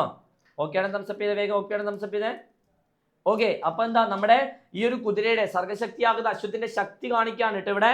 ഓക്കെ, പിന്നെ നോക്കിയേ കഴിയാറായി. നോക്കിയേ, കുഞ്ചിരോമങ്ങൾ തുള്ളിച്ച് സഞ്ചരിച്ചൊരു ചെമ്പൻ കുതിരയെ പണ്ട് ദൈവം, ഓർത്തു വെച്ചോ, ഈ വരികൾ ഓർമ്മിച്ചോ, പണ്ടു ദൈവം കടിഞ്ഞാണുമായി വന്നു കൊണ്ടുപോയി സവാരിക്കിറങ്ങുവാൻ പിന്നെ രാജകീയോന്മത്ത സേനകൾ വന്നു നിന്നു പടപ്പാളയങ്ങളിൽ, ആഗമ തത്വവേദികളിൽ വന്നുപോൽ യോഗദണ്ഡലതിൽ തളയ്ക്കുവാൻ. നോക്കിയേ, എന്താ പറയുന്നേ? പണ്ട് എടാ ഒരു കാലത്ത് നമ്മുടെ സാഹിത്യ ചരിത്രം എടുത്തു നോക്കുകയാണ് കേട്ടോ, നമ്മൾ ഈ ഒരു കാവ്യ പാരമ്പര്യത്തെ എടുത്തു നോക്കുകയാണ്. അപ്പൊ ഈ സാഹിത്യ ചരിത്രം എടുത്തു നോക്കുന്ന സമയത്ത് ഒരു കാലഘട്ടത്തിൽ, ഒരു സമയത്ത് എല്ലാ സാഹിത്യ രചനകളും രാജാക്കന്മാരെ പുകഴ്ത്തിക്കൊണ്ടായിരുന്നു. മനസ്സിലാവുന്നുണ്ടോ? എല്ലാ സാഹിത്യ രചനകളും ആരെ പുകഴ്ത്തിക്കൊണ്ടായിരുന്നു? രാജാക്കന്മാരെയും ഭരണകൂടത്തെയും പുകഴ്ത്തിക്കൊണ്ടായിരുന്നു ഒരു കാലഘട്ടത്തിൽ എന്തെന്ന് പറയുന്നത്? നമ്മുടെ സാഹിത്യ രചനകൾ എന്ന് പറയുന്നത്. ഓക്കെ, അതാണ് എന്ത് ചെയ്യുന്നത് ഇവിടെ ഉദ്ദേശിക്കുന്നത്. പണ്ട് ദൈവം കടിഞ്ഞാണുമായി വന്നു കൊണ്ടുപോയി സവാരിക്കിറങ്ങുവാൻ പിന്നെ രാജകീയോന്മത്ത സേനകൾ. ഓക്കെ, അതുപോലെ തന്നെ പണ്ട് ഒരു കാലഘട്ടത്തിൽ ദൈവത്തെ സ്തുതിച്ചുകൊണ്ടുള്ളതായിരുന്നു എല്ലാ സാഹിത്യ രചനകളും. ഓക്കെ, അതായത് ദൈവത്തെ സ്തുതിക്കുക, ദൈവത്തിന്റെ കഥകൾ പറയുക, ദൈവം എന്നുള്ളൊരു മെയിൻ ഒബ്ജക്റ്റിന്റെ പേരിലായിരുന്നു എന്തെന്ന് പറയുന്നത് ഒരു കാലഘട്ടത്തിൽ എല്ലാവിധ സാഹിത്യ രചനകളും. അതാണ് എന്ത് ചെയ്യുന്നത് ഇവിടെ ദൈവം പണ്ട് കടിഞ്ഞാണുമായി വന്നു എന്ന് പറയുന്നത്. ഓക്കെ, അതുപോലെ ഒരു കാലഘട്ടത്തിയപ്പോ രാജാക്കന്മാരെ പുകഴ്ത്തിപ്പാടുന്ന രീതിയിലേക്ക് എന്ത് മാറി? സാഹിത്യ രചനകൾ മാറി. ഓക്കെ, നോക്കിയാൽ നമുക്ക് പറയാം. കുഞ്ചിരോമങ്ങൾ തുള്ളിച്ചുകൊണ്ട് സഞ്ചരിച്ച ആ ചെമ്പൻ കുതിരയെ ദൈവം സവാരിക്കിറങ്ങുവാനായി കടിഞ്ഞാണിട്ട് കൂട്ടിക്കൊണ്ടുപോയി. ഓക്കെ, അപ്പൊ ഒരു കാലത്ത് എന്താണ്? ദൈവം ഈ കുതിരയെ, അശ്വത്തെ എന്താണ് സവാരിക്കിറങ്ങുവാൻ വേണ്ടിയിട്ട് കടിഞ്ഞാണ്, അതിന്റെ യാത്രയെ തടസ്സപ്പെടുത്താൻ വേണ്ടിയിട്ട് കടിഞ്ഞാണിട്ട് കൂട്ടിക്കൊണ്ടുപോയി. അപ്പൊ എന്താ അങ്ങനെ ആ വരിയിൽ ഉദ്ദേശിക്കുന്ന കാര്യം എന്താ? നോക്കിയേ, ആ വരിയിൽ പറയുന്ന കാര്യം എന്താ? പണ്ടുകാലത്ത് ദൈവസ്തുതികൾ, നോക്കണേ, ദൈവസ്തുതികളും സ്തോത്ര കവിതകളും ദൈവിക കീർത്തനങ്ങളും മാത്രമായിരുന്നു സാഹിത്യ രചനകൾ. ഓക്കെ, ഒരു കാലത്ത് ദൈവങ്ങളെ സ്തുതിച്ച് മാത്രം പാടിയിരുന്ന സാഹിത്യ രചനകളായിരുന്നു നമ്മുടെ ഒരു കാലഘട്ടത്തിൽ എന്തെന്ന് പറയുന്നത്? സാഹിത്യം എന്ന് പറയുന്നത്. മനസ്സിലാവുണ്ടോ പറയുന്നേ? ഓക്കെ ആണോ? സാഹിത്യം എന്ന് പറയുന്നത് ഒരു കാലത്ത് ആരെ മാത്രം പുകഴ്ത്തിക്കൊണ്ടായിരുന്നു, അല്ലെങ്കിൽ ആരെ മാത്രം പരാമർശിച്ചുകൊണ്ടായിരുന്നു? ദൈവങ്ങളെ മാത്രം കേന്ദ്രീകരിച്ചുകൊണ്ടായിരുന്നു ഒരു കാലഘട്ടത്തിൽ എന്തെന്ന് പറയുന്നത്? നമ്മുടെ സാഹിത്യ രചനകൾ. അതാണ് എന്ത് ചെയ്യുന്നത് ഇവിടെ ദൈവം കടിഞ്ഞാണുമായി വന്നു എന്ന് പറയുന്ന വരികളിലൂടെ അർത്ഥമാക്കുന്നത്. പിന്നെ രാജാധികാരത്താൽ, നോക്കണേ, രാജാധികാരത്താൽ മത്തുപിടിച്ച സൈന്യങ്ങൾ കുതിരയെ തളച്ചിടുവാനായി പടപ്പാളയങ്ങളിൽ നിന്നു വന്നു. ഓക്കെ, എന്താ സംഭവം നോക്കിയേ? രാജാക്കന്മാരുടെ വീരകഥകൾ പാടുന്ന രചനകൾ. ഓക്കെ, ഒരു കാലത്ത് ദൈവങ്ങളെ കുറിച്ചാണ് സാഹിത്യങ്ങൾ പാടിയതെങ്കിൽ വേറൊരു കാലം ഇപ്പൊ എന്തായിട്ട് മാറി? രാജാക്കന്മാരുടെ വീരകഥകൾ മാത്രം പാടുന്ന രീതിയിലേക്ക് നമ്മുടെ സാഹിത്യരചനകൾ മാറി. അങ്ങനെ സർഗശക്തിയെ സ്വാർത്ഥ താല്പര്യങ്ങൾക്ക് വേണ്ടി ഉപയോഗിച്ചു. ഓക്കെ, അങ്ങനെ നമ്മുടെ സർഗശക്തി എന്തിനു ഉപയോഗിച്ചു? സ്വാർത്ഥ താല്പര്യങ്ങൾക്ക് വേണ്ടിയിട്ട് ഉപയോഗിച്ചു. പിന്നെയോ വേദതത്വം അറിയുന്ന ഋഷിമാർ കുതിരയെ യോഗദണ്ഡിൽ തളച്ചിട്ടു. ഓക്കെ, നോക്കണേ, ഋഷിമാർ എന്താ ചെയ്തേ? അവരുടെ ആവശ്യങ്ങൾക്ക് വേണ്ടിയിട്ട് സാഹിത്യത്തെ അവരുടെ രീതിയിലേക്ക് മാറ്റിയെടുക്കാൻ വേണ്ടി ശ്രമിച്ചു. പിന്നെയോ വേദങ്ങളും ഉപനിഷത്തുകളും അടങ്ങുന്ന വൈദിക സാഹിത്യത്തെയാണ് കവി ഇവിടെ സൂചിപ്പിക്കുന്നത്. ഇവരുടെ കൈകളിൽ അകപ്പെട്ട സർഗശക്തി മാനവരാശിക്ക് വേണ്ടി ശബ്ദമുയർത്തിയിരുന്നില്ല. മതവും അധികാര കേന്ദ്രങ്ങളും വൈദിക സംസ്കാരങ്ങളും എല്ലാം മാനവ പുരോഗതിക്ക് തടസ്സം സൃഷ്ടിച്ചു. ഓക്കെ, മനസ്സിലാവുന്നുണ്ടോ? അതായത് ഇവരെല്ലാം തന്നെ നമ്മുടെ സാഹിത്യത്തെ അവരവരുടെ ആവശ്യങ്ങൾക്ക് വേണ്ടി മാത്രം ഉപയോഗിച്ചതാണ്. ഓക്കെ, അന്ന് ആരും സാഹിത്യത്തെ മാനവ പുരോഗതിക്ക് വേണ്ടിയിട്ട്, നമ്മുടെ മനുഷ്യന്റെ ഡെവലപ്മെന്റിന് വേണ്ടിയിട്ട് ഉപയോഗപ്പെടുത്തിയിട്ടുണ്ടായിരുന്നില്ല. മനസ്സിലാവുന്നുണ്ടോ? അതായത് അന്ന് സാഹിത്യത്തെ എന്ത് ചെയ്തില്ല? ആരും മാനവ പുരോഗതിക്ക്, ഹ്യൂമൻ ഡെവലപ്മെന്റിന് വേണ്ടിയിട്ട് ഉപയോഗപ്പെടുത്തിയിട്ടുണ്ടായിട്ടില്ല. ഓക്കെ, അവരെല്ലാവരും സ്വാർത്ഥ താല്പര്യം, ദൈവത്തിന് വേണ്ടിയിട്ടാ, ദൈവത്തിനെ സ്തുതിച്ചുകൊണ്ടുള്ള സാഹിത്യരചനകൾ, രാജാക്കന്മാരുടെ വീരകഥകൾ പാടുന്ന രീതിയിലുള്ള സാഹിത്യരചനകൾ. പിന്നെ ഋഷിമാരെന്താ ചെയ്തത്? ഉപനിഷത്തുകളും അല്ലെങ്കിൽ വേദങ്ങളൊക്കെ ആയിട്ട് അവരുടെ ആവശ്യത്തിന്. ഓക്കെ, അങ്ങനെ പലരും നമ്മുടെ സർഗശക്തിയെ പിടിച്ചു കെട്ടാൻ വേണ്ടിയിട്ട്, തളർത്തിയിടാൻ വേണ്ടിയിട്ട് ശ്രമിച്ചിട്ടുണ്ട്. പക്ഷെ അവിടുന്നൊക്കെ എന്ത് ചെയ്തു? ആ ചങ്ങലകളൊക്കെ ഭേദിച്ചുകൊണ്ട്, പൊട്ടിച്ചുകൊണ്ട് നമ്മുടെ അശ്വം എന്താണ്? ഇന്നും മുന്നോട്ട് കുതിച്ചുകൊണ്ടേ ഇരിക്കുകയാണ്. അല്ലേ? ഇന്ന് സാഹിത്യ രചനകളിൽ എല്ലാ മേഖലയും ഉൾപ്പെടുന്നില്ലേ? ഒന്ന് ആലോചിച്ച് നോക്കിയേ. പാവപ്പെട്ട ആളുകളെ കുറിച്ച് പറയുന്നുണ്ട്, ബുദ്ധിമുട്ട് അനുഭവിക്കുന്ന ആളുകളെ കുറിച്ച് പറയുന്നുണ്ട്, പണക്കാരെ കുറിച്ച് പറയുന്നുണ്ട്, ദൈവത്തെ കുറിച്ച് പറയുന്നുണ്ട്. എല്ലാ വിഭാഗവും എന്ത് ചെയ്യുന്നുണ്ട്? ഇന്ന് സാഹിത്യം കൈകാര്യം ചെയ്യുന്നുണ്ട്. ഇല്ലേ? മനസ്സിലാവുന്നില്ലേ പറയുന്നേ? ഓക്കെ അല്ലേ? ഓക്കെ, ഇനി നോക്കിയതേ, എന്റെ പൂർവികർ അശ്വഹൃദയജ്ഞർ, എന്റെ പൂർവികർ വിശ്വവിജയികൾ, അങ്കമാടി കുതിരയെ വീണ്ടെടുത്തു നോക്കണേ, വീണ്ടെടുത്തണഞ്ഞു യുഗങ്ങൾ തൻ ഗായകർ. അല്ലെ? അപ്പോ എന്റെ പൂർവികരായിട്ടുള്ള ആളുകൾ, ഓക്കെ, അതായത് എന്റെ പൂർവികരായിട്ടുള്ള ആളുകൾ എന്ത് ചെയ്തു? ഇവരുടെ കൈകളിൽ നിന്നെല്ലാം തന്നെ സാഹിത്യത്തെ വീണ്ടെടുത്തു. അല്ലെ? പിന്നെയോ മണ്ണിൽ നിന്നു പിറന്നവർ, മണ്ണിനെ പൊന്നണിയിച്ച സംസ്കാര ശില്പികൾ, നേടിയതാണ് ഓരോരോ വിജയവും. ഓർത്തു വെക്കുക. എന്താ പറയുന്നത് നോക്കിയേ. ഇങ്ങനെ അരമനകളിലും ദേവാലയങ്ങളിലും, നോക്കണേ, ഇങ്ങനെ അരമനകളിലും ദേവാലയങ്ങളിലും തത്വചിന്താ മണ്ഡലങ്ങളിലും മാത്രം ഒതുങ്ങിക്കൂടിയ സാഹിത്യത്തെ, ഓക്കെ, എവിടെയായിരുന്നു ഒതുങ്ങിക്കൂടിയെന്ന് മനസ്സിലായല്ലോ? ഓക്കെ അല്ലേ? ഒതുങ്ങിക്കൂടിയ സാഹിത്യത്തെ കുതിരയെ തളയ്ക്കുന്ന മന്ത്രം അറിയുന്നവരും വിശ്വവിജയികളുമായ കവിയുടെ പൂർവികർ യുദ്ധം ചെയ്ത് വീണ്ടെടുത്തു. ഓക്കെ, അതായത് പലരും നമ്മുടെ സർഗശേഷിയെ തളച്ചിടാൻ വേണ്ടി നോക്കി. പക്ഷെ അതിൽ നിന്നെല്ലാം നമ്മുടെ ശക്തരായിട്ടുള്ള പൂർവികർ എന്ത് ചെയ്തു? നമ്മുടെ അശ്വത്തെ വീണ്ടെടുത്തു. യുവഗായകരായ അവർ അക്കാലത്ത് നിലനിന്നിരുന്ന കാവ്യ സംസ്കാരത്തോട് പടപൊരുതിയാണ് സർഗശക്തിയെ വീണ്ടെടുത്തത്. മനസ്സിലായോ? ഒരു കാലത്ത് സാഹിത്യം എന്ന് പറയുന്നത് ദൈവങ്ങളെയും രാജാക്കന്മാരെയും പ്രകീർത്തിച്ചുകൊണ്ട് മാത്രമായിരുന്നു. അവിടെ നിന്ന് നമ്മുടെ പൂർവികരായിട്ടുള്ള സാമൂഹ്യ പരിഷ്കർത്താക്കൾ എന്ത് ചെയ്തു? നമ്മുടെ അശ്വത്തെ വീണ്ടെടുത്തിട്ട് മാനവ പുരോഗതിക്കായിട്ട് മാറ്റിയെടുത്തു. പിന്നെയോ മണ്ണിനെ സ്നേഹിക്കുകയും മണ്ണിൽ അധ്വാനിക്കുകയും ചെയ്ത പൂർവികരാണ് സംസ്കാരത്തിന്റെ ശില്പികൾ. ആദിമ യുഗത്തിൽ നിന്ന് കാർഷിക സംസ്കാരത്തിലേക്കുള്ള വളർച്ചയാണ് എന്ത് ചെയ്യുന്നത്? ഇതിലൂടെ കവി സൂചിപ്പിക്കുന്നത് എന്ന് കവി അഭിമാനം കൊള്ളുന്നു. നവയുഗം എന്ന് വെച്ചാൽ പുതിയ യുഗം, ഓക്കെ, പുതിയ കാലഘട്ടം. നവയുഗ സംസ്കാരത്തിന്റെ വിതാക്കളായ അധ്വാന വർഗത്തിന്റെ കയ്യിൽ നിന്നാണ് കവി കവിതയെ ഏറ്റുവാങ്ങിയത്. മനസ്സിലാവുന്നുണ്ടോ പറയുന്നേ? ഓക്കെ ആണോ?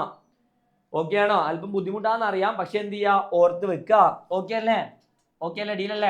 ഡീലല്ലേ? ഓക്കെ, ഇനി നോക്കിയേ, എന്താ പറയുന്നത് നോക്കിയേ. അവസാനം നോക്കിയേ. ഈ യുഗത്തിന്റെ സാമൂഹ്യ ശക്തി ഞാൻ, മായുകില്ലെന്റെ ചൈതന്യ വീജികൾ, ഈശ്വരനല്ല മാന്ത്രികനല്ല ഞാൻ, പച്ചമണ്ണിൻ മനുഷ്യത്വമാണ് ഞാൻ, ദിഗ്വിജയത്തിനൻ സർഗശക്തിയാം ഈ കുതിരയെ വിട്ടയക്കുന്നു ഞാൻ, ആരൊരാളെ കുതിരയെ കെട്ടുവാൻ, ആരൊരാളതിൻ മാർഗം മുടക്കുവാൻ. മുളങ്കാട് വയലാർ രാമവർമ്മ. എന്താ പറയുന്നത് നോക്കിയേ.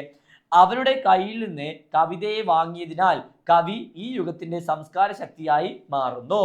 ആയതിനാൽ ഈ ചൈതന്യത്തിന്റെ ശക്തി ഒരിക്കലും മായുകയില്ല എന്ന് കവി പറയുന്നു. അതായത് സർഗശേഷിയെ നമ്മുടെ ക്രിയേറ്റിവിറ്റിയെ ആർക്കും എന്ത് ചെയ്യാൻ പറ്റില്ല, പിടിച്ചു കെട്ടാൻ വേണ്ടി സാധിക്കില്ല.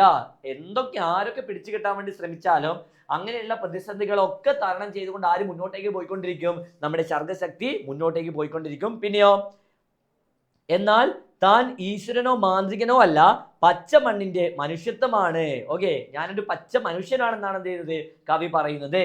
തനിക്ക് ദിവ്യത്വം ഒന്നുമില്ലെന്നും താൻ വെറുമൊരു പച്ച മനുഷ്യനാണെന്നും കവി വിളിച്ചു പറയുന്നു. അധ്വാനത്തിന്റെ മഹത്വം പാടി പുകഴ്ത്തുന്നതും മനുഷ്യന്റെ അജയ്യതയെ വാഴ്ത്തുന്നതുമായ തന്റെ കവിത ഇനിയും വായിക്കപ്പെടേണ്ടതുണ്ട്, മുന്നേറേണ്ടതുണ്ട്. അതിനാൽ ദിഗ്വിജയത്തിനായി വീണ്ടും തന്റെ സർഗശക്തിയെ വിട്ടയക്കുകയാണ് കവി. പിടിച്ചുകെട്ടാൻ ചങ്കൂറ്റമുള്ളവർ മുന്നോട്ട് വരിക, അതിന്റെ പ്രയാണം തടയാൻ ആർക്കാണ് കെൽപ്പുള്ളത് എന്ന് ഉറക്കെ വിളിച്ചു ചോദിച്ചുകൊണ്ടാണ് കവി കവിത അവസാനിപ്പിക്കുന്നത്. മനസ്സിലായിട്ടുണ്ടോ?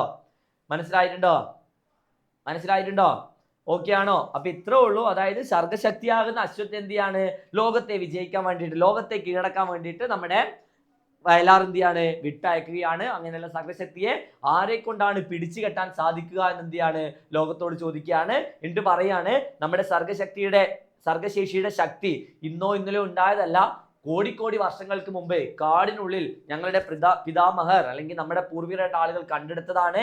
കാടിനോട് മല്ലിട്ടാണ് എന്ത് ചെയ്തത് നമ്മൾ ഇന്ന് കാണുന്ന രീതിയിലേക്ക് എത്തിയിട്ടുള്ളത്. അപ്പൊ അത്രയും ശക്തി ആർക്കുണ്ട്, സർഗശേഷിക്ക്, മനുഷ്യന്റെ അല്ലെങ്കിൽ സാഹിത്യത്തിനുണ്ടെന്ന് എന്ത് ചെയ്യാണ് വയലാർ പറയുകയാണ്. പിന്നെയോ, ഒരുപാട് ഭരണകൂടങ്ങൾ ഒരുപാട് ഏകാധിപതികളായിട്ടുള്ള ഭരണകൂടങ്ങൾ വീഴാനും മുട്ടുമടക്കാനും അതുപോലെ ഒരുപാട് വിപ്ലവങ്ങൾ കൊണ്ടുവരാനൊക്കെ എന്ത് ചെയ്തിട്ടുണ്ട്, സർഗശക്തിക്ക് സാധിച്ചിട്ടുണ്ട്. അതുപോലെ തന്നെ പണ്ട് ദൈവവും പിന്നെ മതങ്ങളും ഋഷിമാരൊക്കെ എന്ത് ചെയ്തിട്ടുണ്ട്, രാജാക്കന്മാരൊക്കെ എന്ത് ചെയ്തിട്ടുണ്ട്, ഈ സർഗശക്തിയെ പിടിച്ചു കെട്ടാൻ വേണ്ടി ശ്രമിച്ചിട്ടുണ്ട്. പക്ഷെ അവിടുന്നെല്ലാം തന്നെ ഞങ്ങളുടെ പൂർവികരായിട്ടുള്ള ആളുകൾ എന്ത് ചെയ്തു, സർഗശക്തിയെ മാനവ പുരോഗതിക്ക് വേണ്ടി ഉപയോഗപ്പെടുത്തി. മനസ്സിലാവുന്നുണ്ടോ? ഓക്കെ ആണോ? അപ്പൊ ഇത്രയുമാണ് എന്തെന്ന് പറയുന്നത് നമ്മുടെ ഈ ഒരു അശ്വമേധം എന്ന് പറയുന്ന കവിത. ഇച്ചിരി ബുദ്ധിമുട്ടാണെന്ന് അറിയാം, പക്ഷെ മനസ്സിലായിട്ടുണ്ടോ? ഓക്കെ ആണോ? ഇനി നമുക്ക് എന്ത് ചെയ്യാം, അടുത്ത ചാപ്റ്ററിലേക്ക് പോവാം. നിങ്ങൾക്ക് ഇത് ചോദ്യങ്ങൾ വരാൻ വരികൾ തന്നിട്ടായിരിക്കും. ഏതെങ്കിലും വരികൾ തന്നിട്ടായിരിക്കും എന്ത് ചെയ്യുക, ചോദ്യങ്ങൾ ചോദിക്കുക. അപ്പൊ എന്ത് ചെയ്താൽ മതി, ഈ രീതിയിൽ ഉത്തരം എഴുതിയാൽ മതി. ഇപ്പൊ നമ്മൾ എല്ലാം എക്സ്പ്ലെയിൻ ചെയ്തുകൊണ്ട് നിങ്ങൾക്ക് എഴുതാൻ എളുപ്പമായിരിക്കും. ഇനിയാണ് അടുത്ത ചാപ്റ്റർ ആണ് യുദ്ധത്തിന്റെ പരിണാമം. യുദ്ധത്തിന്റെ പരിണാമം.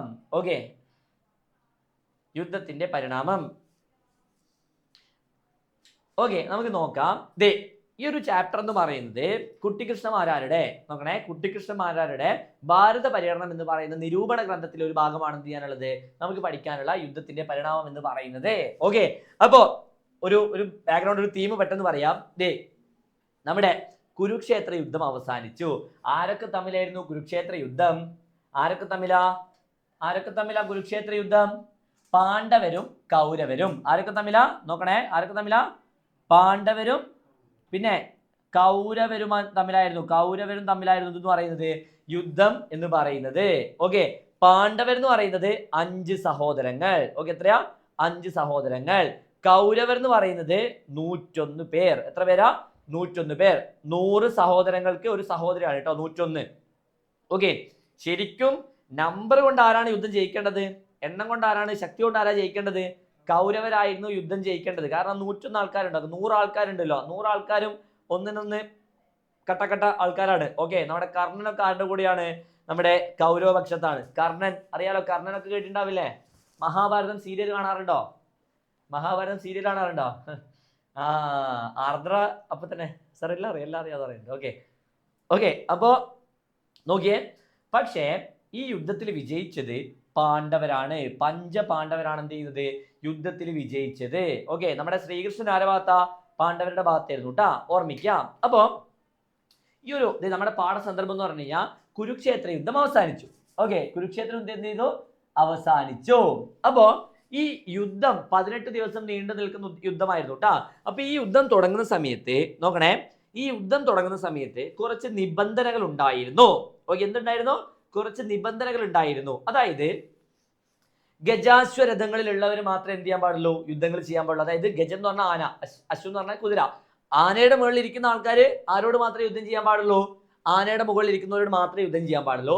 കുതിരയുടെ മുകളിൽ ഇരിക്കുന്ന ആൾ ആരോട് മാത്രമേ യുദ്ധം ചെയ്യാൻ പാടുള്ളൂ? കുതിരയുടെ മുകളിൽ ഇരിക്കുന്നവരോട് മാത്രമേ യുദ്ധം ചെയ്യാൻ പാടുള്ളൂ. കാലാൾപ്പട, നമ്മുടെ കാലാൾപ്പട ഉണ്ടല്ലോ, അവരാരോട് മാത്രമേ യുദ്ധം ചെയ്യാൻ പാടുള്ളൂ? അങ്ങനെയുള്ള ആളുകളോട് മാത്രമേ യുദ്ധം ചെയ്യാൻ പാടുള്ളൂ. പിന്നെ പരാജയം സമ്മതിച്ചവൻ എന്ത് ചെയ്യാൻ പാടില്ല? ഉപദ്രവിക്കാൻ പാടില്ല. പിന്നെ തിരിഞ്ഞോടിയവൻ എന്ത് ചെയ്യാൻ പാടില്ല? കൊന്നുകളയാൻ പാടില്ല. പിന്നെ സൂര്യൻ അസ്തമിച്ചു കഴിഞ്ഞാൽ യുദ്ധം ചെയ്യാൻ പാടില്ല. അങ്ങനെ പിന്നെ വീണ് കിടക്കുന്നവൻ എന്ത് ചെയ്യാൻ പാടില്ല? അറ്റാക്ക് ചെയ്യാൻ, ആക്രമിക്കാൻ പാടില്ല. അങ്ങനെ ഒരുപാട് നിബന്ധനകൾ, ഒരുപാട് കരാറൊക്കെയുള്ള യുദ്ധമായിരുന്നു എന്തെന്ന് പറയുന്നത്? നമ്മുടെ കുരുക്ഷേത്ര യുദ്ധം എന്ന് പറയുന്നത്. മനസ്സിലായോ? ഒന്നുകൂടെ പറയണോ? അതായത് നോക്കിയേ, യുദ്ധം തുടങ്ങുന്ന സമയത്ത് ഒരുപാട് നിബന്ധനകൾ ഉണ്ടായിരുന്നു, ഒരുപാട് കാര്യങ്ങൾ ഉണ്ടായിരുന്നു. അങ്ങനെയുള്ള കാര്യങ്ങളൊക്കെ പാലിച്ചുകൊണ്ട് വേണം യുദ്ധം ജയിക്കാൻ. അതായിരുന്നു നമ്മുടെ എന്തെന്ന് പറയുന്നത്, യുദ്ധത്തിന്റെ ഏറ്റവും പ്രധാനപ്പെട്ട ഒരു കാര്യം എന്ന് പറയുന്നത്. പക്ഷേ ആദ്യ ദിവസങ്ങളിൽ ഈ പറയുന്ന കാര്യങ്ങളൊക്കെ എന്ത് ചെയ്തു? പാലിക്കപ്പെട്ടു. എന്നാൽ ദിവസങ്ങൾ പതിയെ കഴിയും തോറും, ഓരോ ദിവസം കഴിയും തോറും യുദ്ധങ്ങളൊക്കെ എന്ത് ചെയ്യാൻ തുടങ്ങി? ഈ പറഞ്ഞ നിബന്ധനകളൊക്കെ എന്ത് ചെയ്യാൻ തുടങ്ങി? പതിയെ ലംഘിക്കാൻ വേണ്ടിയിട്ട് തുടങ്ങി. ആരാണ്? നമ്മുടെ പാണ്ഡവരാണ് ഈ പറഞ്ഞ നിബന്ധനകളൊക്കെ തെറ്റിക്കാൻ വേണ്ടിയിട്ട് തുടങ്ങിയത്. ഉദാഹരണം പറയുകയാണെങ്കിൽ നമ്മുടെ ഗദായുദ്ധത്തില്, ഗദ കൊണ്ടുള്ള യുദ്ധം, ഗദായുദ്ധത്തില് തുടയ്ക്കടിക്കാൻ പാടില്ല. അരയ്ക്ക് കീഴ്പോട്ട് അടിക്കാൻ പാടില്ല. അതാണ് യുദ്ധത്തിന്റെ നിയമം. പക്ഷേ നമ്മുടെ ഭീമൻ എന്ത് ചെയ്തു?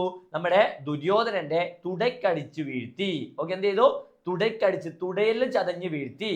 മനസ്സിലാക്കുക. പിന്നെ അതുപോലെ കർണനെ കൊന്നത്, കർണൻ ചെളിയിൽ ആണ്ടുപോയ രഥചക്രം എടുത്ത് പൊക്കുന്ന നേരത്താണ് എന്ത് ചെയ്തത്? പിന്നിൽ നിന്ന് അമ്പെയ്ത് കർണനെ കൊല്ലുന്നത്. അപ്പൊ അത്തരത്തിൽ ചതിയിലൂടെയാണ്, അധർമ്മത്തിലൂടെയാണ് എന്ത് ചെയ്തത്? പാണ്ഡവർ യുദ്ധവിജയം നേടിയത്. മനസ്സിലായോ? എങ്ങനെയാണ്? അധർമ്മത്തിലൂടെയാണ്, ധർമ്മമല്ലാത്ത രീതിയിൽ. അധർമ്മത്തിലൂടെയാണ് എന്ത് ചെയ്യുന്നത്? നമ്മുടെ പാണ്ഡവര് യുദ്ധവിജയം നേടിയത്.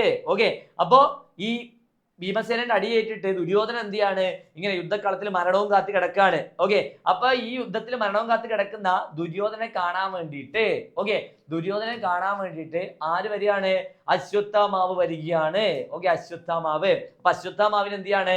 ദുര്യോധനൻ ആ ഒരു മരണക്കിടയ്ക്ക് അല്ലെങ്കിൽ മരിക്കാൻ നേരത്ത് പോലും നമ്മുടെ ഇയാൾ എന്ത് ചെയ്യാണ്? അശ്വത്ഥാമാവിനെ ഇങ്ങനെ കാര്യങ്ങളൊക്കെ പറയാണ്.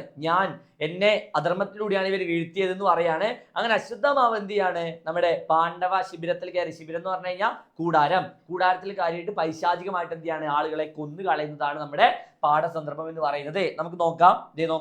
കുറച്ചുകൂടെ നിങ്ങൾക്ക് മനസ്സിലാവുന്ന രീതിയിൽ പറയാൻ നോക്കിക്കോ. നോക്കിയേ, കുട്ടിക്കൃഷ്ണമാരാരുടെ ഭാരത പര്യടനത്തിലെ ഒരു അധ്യായത്തിന്റെ ശീർഷകമാണ് യുദ്ധത്തിന്റെ പരിണാമം. പരിണാമം എന്ന് പറഞ്ഞ അവസാനമാണ് കേട്ടോ. പരിണാമം എന്ന് പറഞ്ഞ അവസാനമാണ്, ഓർമ്മിക്കുക. യുദ്ധത്തിന്റെ പരിണാമം എന്ന പാഠഭാഗത്തെ യുദ്ധം ആരംഭിക്കുന്നതിന് മുമ്പ് കൗരവരും പാണ്ഡവരും തമ്മിലൊരു കരാറുണ്ടായിരുന്നു. എന്താ? യുദ്ധം ആരംഭിക്കുന്നതിന് മുമ്പ് പാണ്ഡവരും കൗരവരും തമ്മിൽ എന്തുണ്ടായിരുന്നു? കുറച്ച് കരാറുകൾ ഉണ്ടായിരുന്നു. കരാർ എന്ന് പറഞ്ഞാൽ മനസ്സിലായിട്ടില്ലേ? പിന്നെയോ, അതായത് എതിരാളിയുടെ കുറവ് കൊണ്ടല്ല, സ്വന്തം മികവ് കൊണ്ട് തന്നെ ജയിക്കണം എന്ന് അർത്ഥം. നമ്മൾ പറഞ്ഞതുപോലെ ഗജാശ്വരഥങ്ങളിലുള്ളവർ അങ്ങനെയുള്ള ആളുകളുടെ യുദ്ധം ചെയ്യാൻ പാടുള്ളൂ. പിന്നെ തോറ്റ ആളുകൾ എന്ത് ചെയ്യാൻ പാടില്ല? കൊന്നുകളയാൻ പാടില്ല. പിന്തിരിഞ്ഞോടുന്ന ആളെ പിന്നിലൂടെ പോയിട്ട് എന്ത് ചെയ്യാൻ പാടില്ല? ആക്രമിക്കാൻ പാടില്ല. അങ്ങനെ ഒരുപാട് നിയമങ്ങൾ ഉണ്ടായിരുന്നു. പക്ഷേ അതൊക്കെ എന്ത് ചെയ്തു? ലംഘിക്കപ്പെട്ടു. അപ്പൊ സിമ്പിൾ ആയിട്ട് പറഞ്ഞു കഴിഞ്ഞാൽ, എതിരാളിയുടെ കുറവ് കൊണ്ടല്ല, നോക്കണേ, സ്വന്തം മികവ് കൊണ്ട് എന്ത് ചെയ്യണം? യുദ്ധം ജയിക്കണം. അതായിരുന്നു പ്രധാനപ്പെട്ട നിയമം എന്ന് പറയുന്നത്. പിന്നെയോ, ആദ്യ ദിനങ്ങളിൽ നിയമങ്ങളെല്ലാം ഏറെക്കുറെ പാലിക്കപ്പെട്ടു. ആദ്യ ദിനങ്ങളിൽ എന്ത് ചെയ്തു? ഈ പറഞ്ഞ നിയമങ്ങളൊക്കെ ഏറെക്കുറെ പാലിക്കപ്പെട്ടു. പാണ്ഡവർ എതിർപക്ഷത്തെ മഹാരഥന്മാരെ എല്ലാം വീഴ്ത്തിയത് അധർമ്മത്തിലൂടെയായിരുന്നു. പിന്നെ എന്ത് ചെയ്യാൻ തുടങ്ങി? ഈ പാണ്ഡവരെ പതിയെ ഈ നിയമങ്ങളൊക്കെ ലംഘിക്കാൻ തുടങ്ങി. അപ്പൊ പാണ്ഡവർ എതിർപക്ഷത്തെ, അതായത് കൗരവപക്ഷത്തെ മഹാരഥന്മാരെ, ഭയങ്കരമായിട്ടുള്ള ശക്തന്മാരൊക്കെ എന്ത് ചെയ്തു? വീഴ്ത്തിയത് അധർമ്മത്തിലൂടെയാണ്. എന്തിലൂടെയാണ്? അധർമ്മത്തിലൂടെ. ധർമ്മത്തിലൂടെ അല്ലാതെ അധർമ്മത്തിലൂടെയാണ് എന്ത് ചെയ്തത്? വീഴ്ത്തിയിട്ടുള്ളത്. പിന്നെയോ, ദുര്യോധനന്റെ തുടയല് തകർത്ത്, നോക്കണേ, ദുര്യോധനന്റെ തുടയല് നമുക്കറിയാം, സാർ പറഞ്ഞതുപോലെ ഗദായുദ്ധത്തിൽ എന്ത് ചെയ്യാൻ പാടില്ല? അരയ്ക്ക് കീഴ്പോട്ട് തല്ലാൻ പാടില്ല. പക്ഷേ ഇവിടെ ദുര്യോധനന്റെ തുടയല് തകർത്ത്, നോക്കണേ, ദുര്യോധനനാണ് കേട്ടോ നമ്മുടെ കൗരവ പക്ഷത്തെ ഏറ്റവും മൂത്ത സഹോദരനാണ് ആരെന്ന് പറയുന്നത് ദുര്യോധനൻ ഓർ സുയോധനൻ. സുയോധനനും ദുര്യോധനൻ എന്താണ് സെയിം ആണ് കേട്ടോ. ഓക്കെ, അപ്പോ ഏറ്റവും മൂത്ത ആൾ, അതായത് ആ ഒരു പടയെ നയിക്കുന്ന ആളാണെന്ന് പറയുന്നത് ഏറ്റവും മൂത്ത സഹോദരൻ എന്ന് പറയുന്നത് ദുര്യോധനൻ. അപ്പോ ദുര്യോധനൻ തുടയല് തകർന്ന് താഴെയിട്ടതും യുദ്ധധർമ്മത്തിനെതിരായിരുന്നു. വീണുകിടക്കുന്ന ദുര്യോധനന്റെ തലയിൽ ഭീമൻ ചവിട്ടുകയും ചെയ്തു. അപ്പൊ അവർ ചെയ്തത് ശരിയാണോ? ശരിയാണോ? അതായത് യുദ്ധത്തിൽ ഒരാളെ കൊന്നു കളഞ്ഞാൽ പോലും കുറച്ച് എന്ത് ചെയ്യണം, അവരോട് കുറച്ച് മാന്യത കാണിക്കണം. പക്ഷെ ഭീമൻ എന്താ ചെയ്തത്? ദുര്യോധനനെ, അതായത് യുദ്ധ നിയമങ്ങൾ ലംഘിച്ചുകൊണ്ടാണ് തുടയ്ക്കടിച്ച് ദുര്യോധനനെ വീഴ്ത്തിയത്. എന്നിട്ട് എന്താ ചെയ്തത്? ഭീമസേനൻ ദുര്യോധനന്റെ തലയിൽ ചവിട്ടുകയും ചെയ്തു. ഓക്കെ, അപ്പൊ ഇത്രയും അധർമ്മം ഇവിടെ നടന്നിട്ടുണ്ടായിരുന്നു, കുരുക്ഷേത്ര യുദ്ധത്തിൽ നടന്നിട്ടുണ്ട്. പിന്നെയോ പടക്കളത്തിലെ ദുര്യോധനന്റെ വിലാപം കേട്ട് എല്ലാവരും ദുഃഖിച്ചു. ഭൂമി കുലുങ്ങി, ദിക്കുകൾ മങ്ങി. അപ്പോ ഇങ്ങനെ മരണവും കാത്തു കിടക്കുന്ന ദുര്യോധനൻ വിഷമം കൊണ്ട് ഇങ്ങനെ ഒച്ചത്തിൽ കരയാണ്, സൗണ്ടിൽ കരയാണ്. കാരണം വീഴ്ത്തിയത്, ഓക്കെ, താൻ ഉൾപ്പെടെയുള്ള തൻ്റെ 100 സഹോദരങ്ങളെയും വീഴ്ത്തിയത് അധർമ്മത്തിലൂടെയാണ്, ധർമ്മയുദ്ധമല്ല, അധർമ്മത്തിലൂടെയാണ്. ഒന്നാമത്തെ സങ്കടം. രണ്ടാമത്തത് ഭീമസേനൻ എന്ത് ചെയ്തിട്ടുണ്ട്? തലയിൽ ചവിട്ടിയിട്ടുണ്ട്. ഓക്കെ, അങ്ങനെ ഒരുപാട് സങ്കടം. പിന്നെ പറയാണ്, ഞാൻ വീണുപോയാൽ ഞാൻ ഉൾപ്പെടെ, അല്ലെങ്കിൽ എൻ്റെ സഹോദരിക്ക് ഇനി ആരാണ്? ഓക്കെ, 100 പേർക്ക് ഒരു സഹോദരിയാണ്. എൻ്റെ സഹോദരിക്ക് ഇനി ആരാണ്? പിന്നെ എൻ്റെ സഹോദരങ്ങൾ മരിച്ചു പോയി കഴിഞ്ഞാൽ അവരുടെ കുടുംബങ്ങളൊക്കെ ആര് നോക്കും? അങ്ങനെയാണ് എന്ത് ചെയ്യുന്നത്? നമ്മുടെ ദുര്യോധനൻ വിലപിക്കുന്നത്, ദുര്യോധനൻ കരയുന്നത്. ഓക്കെ, അപ്പോഴാണ് നമ്മുടെ നായകന്റെ എൻട്രി. നോക്കിയോ, മറ്റെവിടെയോ ആയിരുന്ന കൃതവർമാവും അശ്വത്ഥമാവും. ഓക്കെ, ആരാണ്? അശ്വത്ഥമാവ്. ഓർമ്മിച്ച് വെക്കുക, അശ്വത്ഥമാവും അവിടേക്ക് ദുര്യോധനന്റെ കരച്ചിൽ കേട്ട സ്ഥലത്തേക്ക് എന്ത് ചെയ്തു? ഓടിയെത്തി. ദുര്യോധനന്റെ ദുരവസ്ഥ കണ്ടു. ദുര്യോധനൻ അവരെ ആശ്വസിപ്പിച്ചു. ഓക്കെ, അപ്പൊ ദുര്യോധനന്റെ ഈ ഒരു അവസ്ഥ കണ്ടിട്ട് നമ്മുടെ അശ്വത്ഥമാവിന് എന്ത് ചെയ്യാണ്? വളരെയധികം വിഷമം തോന്നുകയാണ്, ദേഷ്യം തോന്നുകയാണ്. രോഷം കൊണ്ട് അശ്വത്ഥമാവ് പാണ്ഡവരെ എല്ലാം ഒടുക്കുമെന്ന് ആണയിടുന്നു. അല്ലെ, രോഷം കൊണ്ട്, ദേഷ്യം കൊണ്ട് എന്ത് ചെയ്യാണ്? നോക്കിയേ എന്താ? ദേഷ്യം കൊണ്ട് പാണ്ഡവരെ എല്ലാം തന്നെ ഒന്നടങ്കം ഇല്ലാതാക്കുന്ന എന്തിയാണ്? നമ്മുടെ അശ്വത്ഥമാവ് തീരുമാനമെടുക്കുകയാണ്. ഉടനെ തന്നെ ദുര്യോധനൻ അശ്വത്ഥമാവിനെ സേനാധിപതിയായി വാഴിക്കുകയും ചെയ്തു. സേനാധിപതി എന്ന് പറഞ്ഞു കഴിഞ്ഞാൽ നമ്മുടെ ബാഹുബലി സിനിമയിൽ കട്ടപ്പയുടെ റോൾ ഉണ്ടല്ലോ, അതാണ് സേനാധിപതി ട്ടാ. ഓക്കെ, അപ്പോ ഈ മരണക്കിടയ്ക്ക് അല്ലെങ്കിൽ മരിക്കാൻ നോക്കുന്ന സമയത്ത് പോലും നമ്മുടെ അശ്വത്ഥമാവ് എന്ത് ചെയ്യുന്നുണ്ട്? ക്ഷത്രിയ ധർമ്മം പാലിക്കുന്നുണ്ട്. അതായത് സേനാധിപതിയായിട്ട് ആരെ നിയമിച്ചിട്ടുണ്ട്? നമ്മുടെ അശ്വത്ഥമാവിനെ നിയമിച്ചിട്ടുണ്ട്. ഓക്കെ, ഓർമ്മിച്ചു വെക്കുക. എടാ, കൃതവർമാവ്, അശ്വത്ഥമാവ്, ഈ 3 പേരുണ്ട് കേട്ടാ. കൃതവർമാവും അശ്വത്ഥമാവും ഞാൻ പറഞ്ഞുള്ളൂ. ഓക്കെ, പിന്നെ നോക്കി എന്താ സംഭവിച്ചേ? രാത്രി ആയപ്പോൾ ഇത്രയും ദേഷ്യം ആരോടുണ്ട്? നമ്മുടെ അശ്വത്ഥമാവിന് ഈ പാണ്ഡവ പക്ഷത്തോടുണ്ട്. കാരണം അധർമ്മത്തിലൂടെയാണ് വിജയിച്ചത്. ഓക്കെ, അധർമ്മത്തിലൂടെയാണ് എന്ത് ചെയ്തത്? തന്റെ പിതാവിനെ ഉൾപ്പെടെ പാണ്ഡവർ കൊന്നു കളഞ്ഞിട്ടുള്ളത്. ഓക്കെ, പിന്നെയോ രാത്രി ആയപ്പോൾ അശ്വത്ഥമാവും കൃതവർമാവും പാണ്ഡവരുടെ പാളയത്തിലെത്തി. ഓക്കെ, പാണ്ഡവർ യുദ്ധം വിജയിച്ചിട്ട് ഇങ്ങനെ സന്തോഷത്തിൽ ഇരിക്കുക. ഓക്കെ, ആ ഒരു പാണ്ഡവരുടെ സ്ഥലത്തേക്ക് ആരൊക്കെ എത്തി? കൃതവർമാവ്, അശ്വത്ഥമാവ് എന്നിവർ എത്തി. ഓക്കെ, പിന്നെയോ പാണ്ഡവരും ശ്രീകൃഷ്ണനും സാത്വികിയും അവിടെ ഉണ്ടായിരുന്നില്ല. കൃഷ്ണന്റെ നിർദ്ദേശപ്രകാരം അന്നവർ പുറത്താണ് താമസിച്ചത്. ഓക്കെ, നോക്കണേ, പഞ്ചപാണ്ഡവര് 5 പേരും അതുപോലെ കൃഷ്ണനും എവിടെ ഉണ്ടായിരുന്നില്ല? ആ ഒരു പാണ്ഡവരുടെ പാളയത്തിൽ ഉണ്ടായിരുന്നില്ല. അവർ മറ്റൊരു നദിക്കരയിലായിരുന്നു താമസിച്ചത്. ഓർമ്മിക്കുക. പിന്നെയോ കൃപരെയും കൃതവർമാവിനെയും ശിബിരം എന്ന് പറഞ്ഞു കഴിഞ്ഞാൽ കൂടാരം എന്നൊക്കെയാണ് അർത്ഥം. ശിബിരത്തിന് പുറത്ത് കാവൽ നിർത്തി. എന്നിട്ടോ അശ്വത്ഥമാവ് ആ ഒരു ശിബിരത്തിനകത്തേക്ക് കടന്നു ചെന്നു. ദ്രൗണി, ഓക്കെ, ദ്രൗണി എന്ന് പറഞ്ഞാൽ എന്താ? അശ്വത്ഥമാവിനെയാണ് കേട്ടോ. ഓക്കെ, അശ്വത്ഥമാവിനെയാണ് ആരെന്ന് പറയുന്നത്?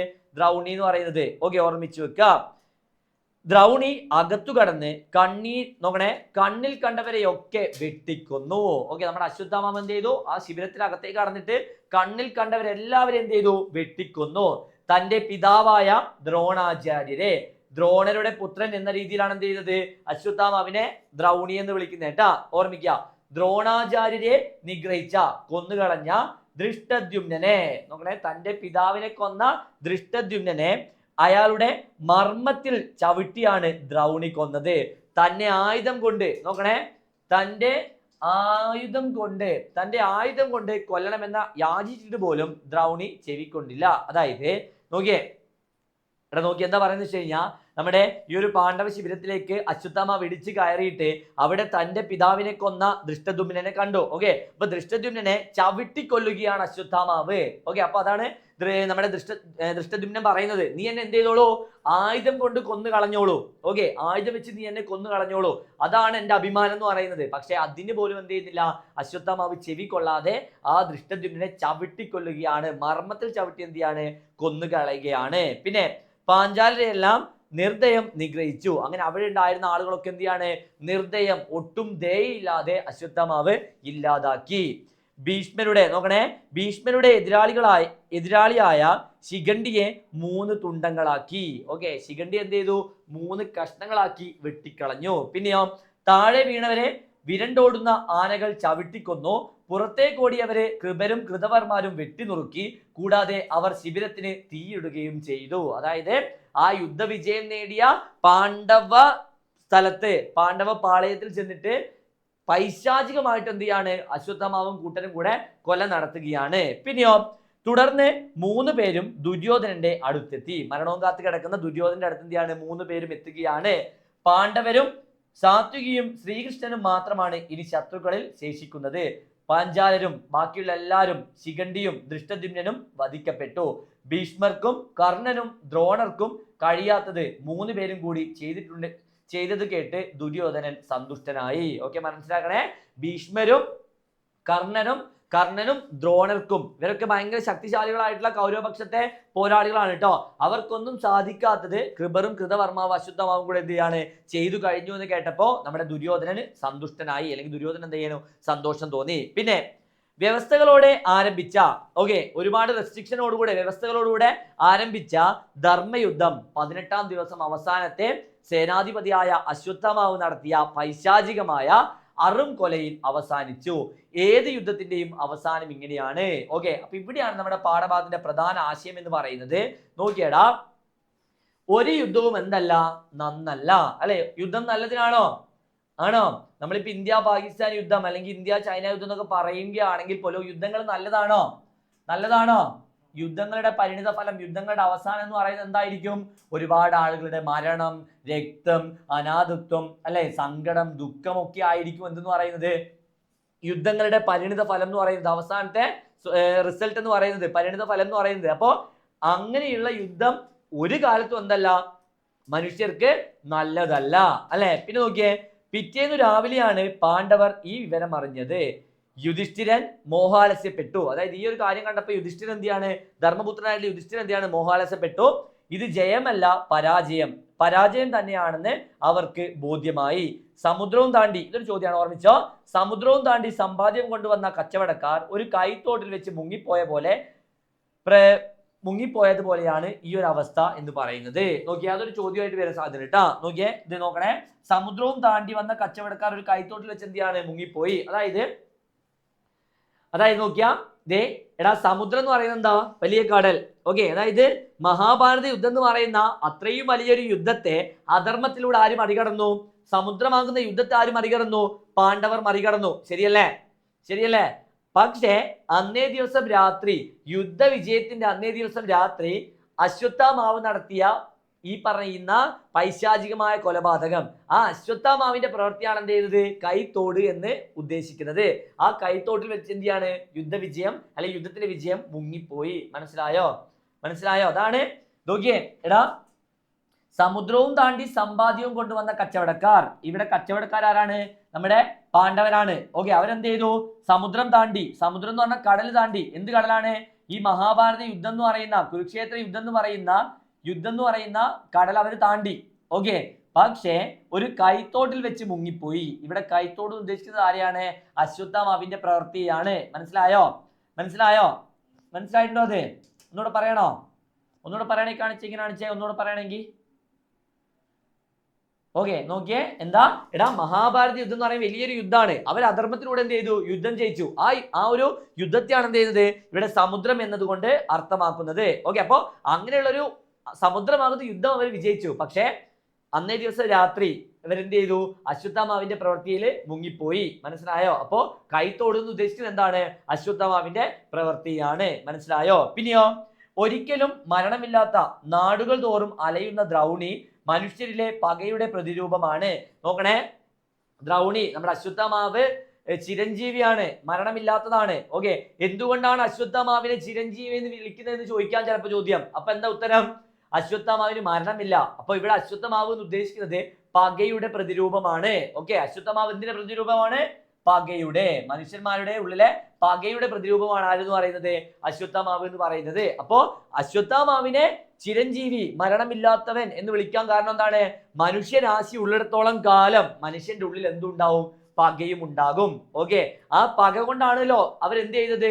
ഇത്തരത്തിൽ അന്നേ ദിവസം രാത്രി പാണ്ഡവരുടെ കൊട്ടാരത്തിൽ അല്ലെങ്കിൽ പാണ്ഡവരുടെ ആ ഒരു ശിബിരത്തിൽ കയറി ഇത്തരത്തിലുള്ള ക്രൂരത നടത്തിയിട്ടുള്ളത് അല്ലെ? അപ്പോ അശ്വത്ഥമാവ് ചിരഞ്ജീവി എന്ന് വിളിക്കാൻ കാരണം മനുഷ്യകുലം ഉള്ളിടത്തോളം കാലം മനുഷ്യന്റെ ഉള്ളില് ഇത്തരത്തിലുള്ള പകയും ദേഷ്യവും വിദ്വേഷവും ഒക്കെ എന്ത് ചെയ്യും? ഉണ്ടായിരിക്കും. പിന്നെയോ, ഉന്മൂലനാശനത്തിനു വേണ്ടി തനിക്കുള്ള സകലതും നഷ്ടപ്പെടുത്തുന്നവൻ തയ്യാറാവുന്ന പകയുടെ പ്രതിരൂപമാണ് അശ്വത്ഥമാവ്.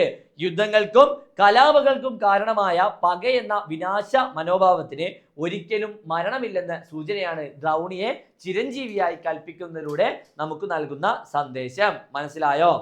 മനസ്സിലായോ? അപ്പോ നോക്കിയേ, ദ്രൗണി എന്ന് പറയുന്നത് ചിരഞ്ജീവി എന്നാണ് വിളിക്കുക. ചിരഞ്ജീവി എന്ന് പറഞ്ഞു കഴിഞ്ഞാൽ മരണമില്ലാത്തവൻ, മരിക്കാത്ത ആൾ. ഓക്കെ, ശരിക്കും അശ്വത്ഥമാവാണോ മരിക്കാത്തത്? ശരിക്ക് അല്ല. എന്താണ്? അശ്വത്ഥമാവ് എന്തിന്റെ പ്രതീകമാണ്? എന്തിന്റെ പ്രതിരൂപമാണ് അശ്വത്ഥമാവ് എന്ന് പറയുന്നത്?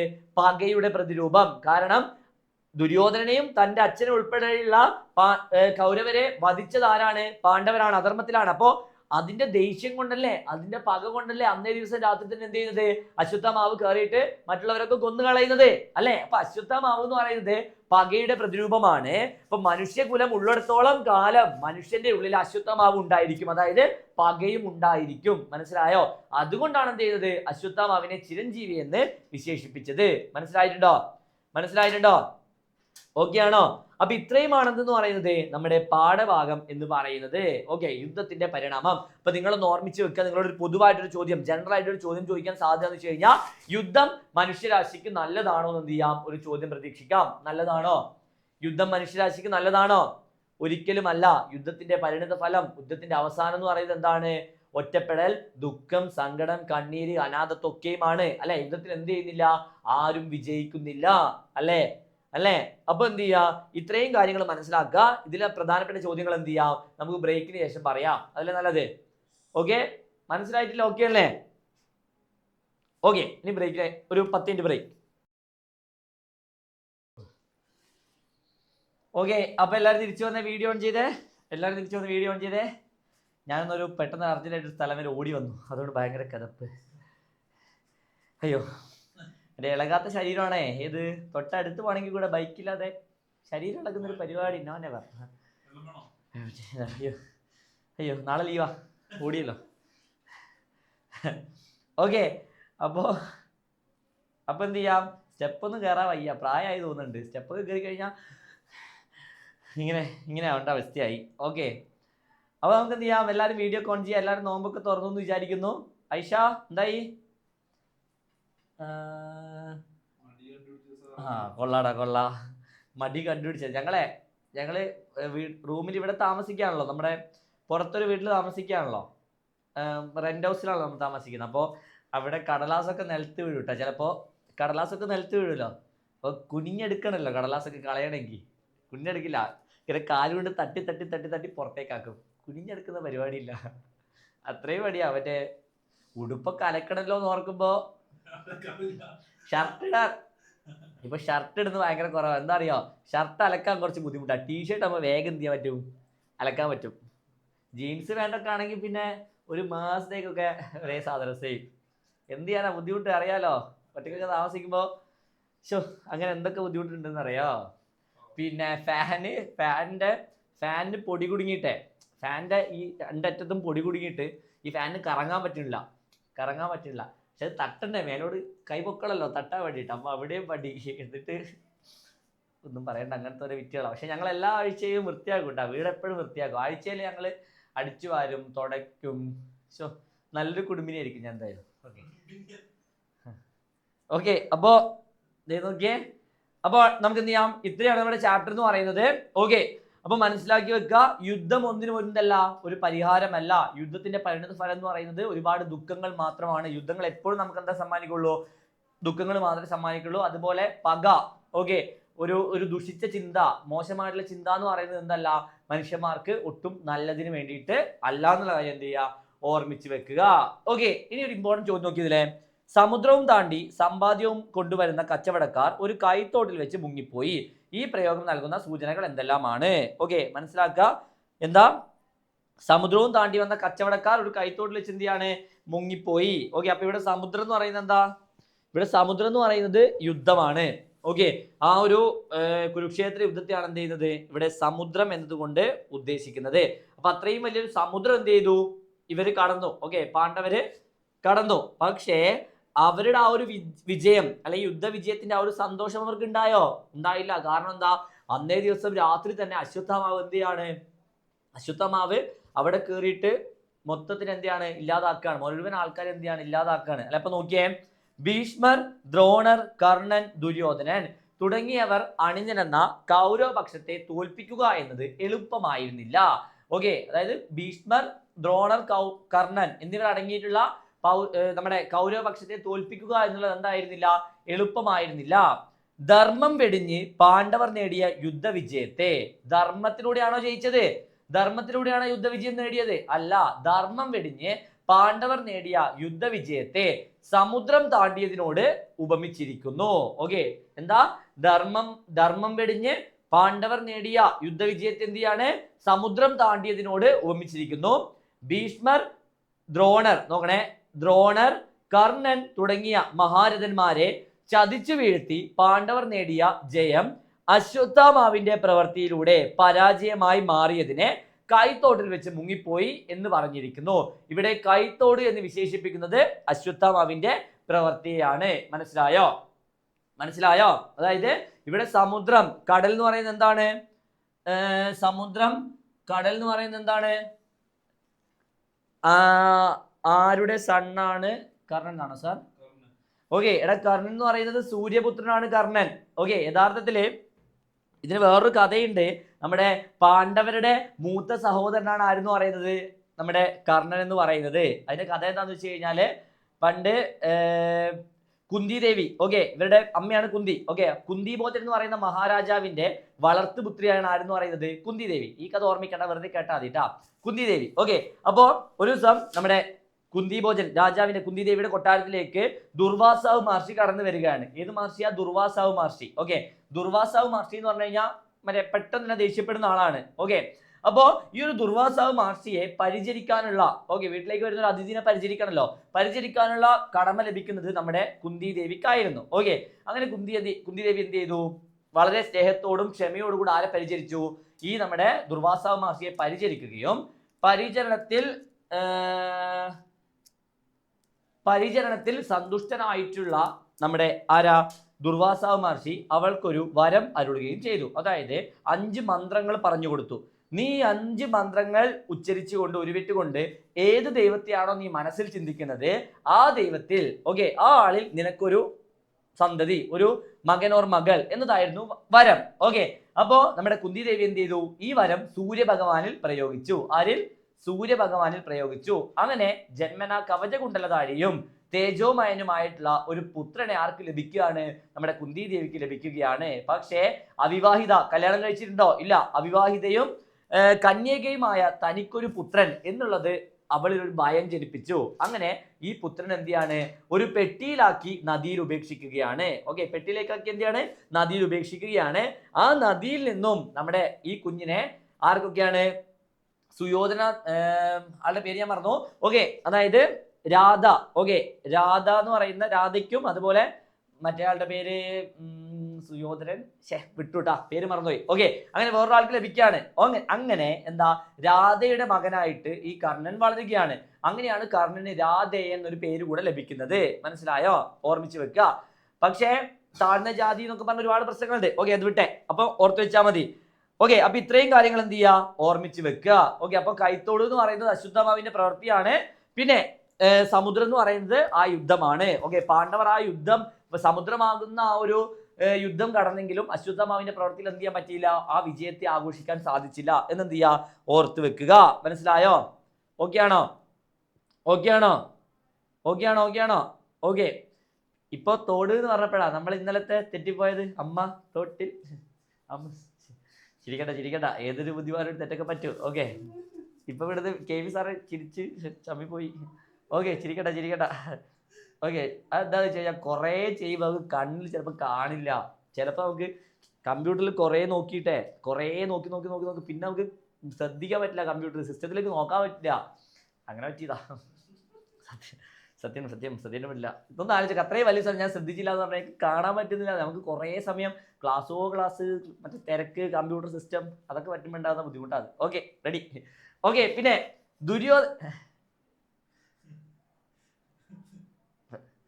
മതിയടാ. ഓക്കെ, ദുര്യോധനന്റെ സ്വഭാവ സവിശേഷതകൾ വിശകലനം ചെയ്യുക.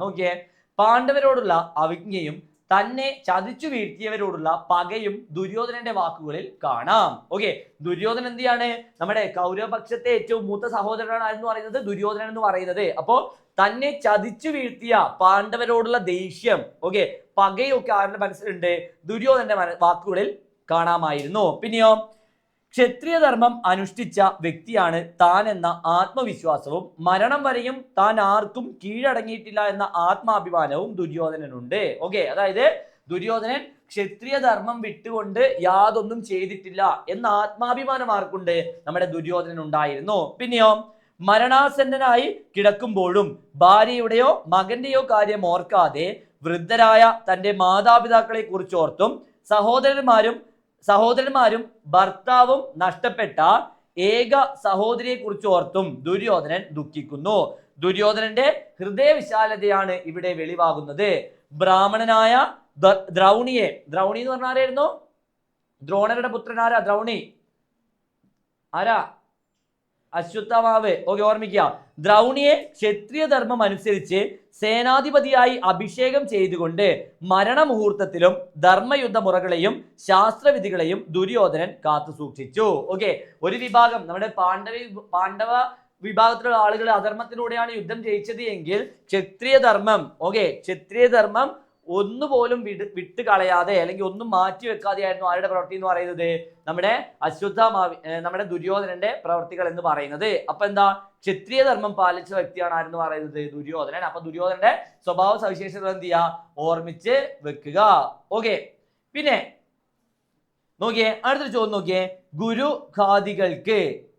ഗുരുഘാതികൾക്ക് കുലാവസാനം. നോക്കിയേ, ലോകങ്ങളില്ല, സന്ദർഭവും ആശയവും വ്യക്തിവെക്കുക. ഗുരുഘാതി എന്ന് പറഞ്ഞു കഴിഞ്ഞാൽ ഗുരുവിന്റെ അവസാനം. എന്താ പറയുന്നേ, തന്നെ ആയുധം കൊണ്ട് വധിച്ചേക്കൂ എന്ന് അശ്വത്ഥമാവിനോട് അപേക്ഷിക്കുന്ന ദൃഷ്ടദ്യുമ്നനോട് അശ്വത്ഥമാവ് പറയുന്നതാണ് ഈ വാക്കുകൾ. ഓക്കെ, അതായത് ഗുരുവിനെ കൊല്ലുക എന്ന് പറഞ്ഞു കഴിഞ്ഞാൽ ഈ ഒരു നമ്മുടെ ദ്രോണർ എന്ന് പറയുന്നത് പാണ്ഡവരുടെയും ഗുരുതുല്യനായ വ്യക്തിയാണ്. ഓക്കെ, അങ്ങനെയുള്ള ദ്രോണരെ കൊന്നു കളയുക എന്ന് പറയുന്നത് എന്താണ്, ഗുരുഹത്യ, ഗുരുവിനെ കൊല്ലുക എന്ന് പറയുന്നത് മാപ്പില്ലാത്ത തെറ്റാണ് എന്നെന്ത് ചെയ്യുന്നുണ്ട്, ദൃഷ്ടദ്യുമ്നനെ കൊല്ലുന്ന സമയത്ത് അശ്വത്ഥമാവ് പറയുന്നുണ്ട്.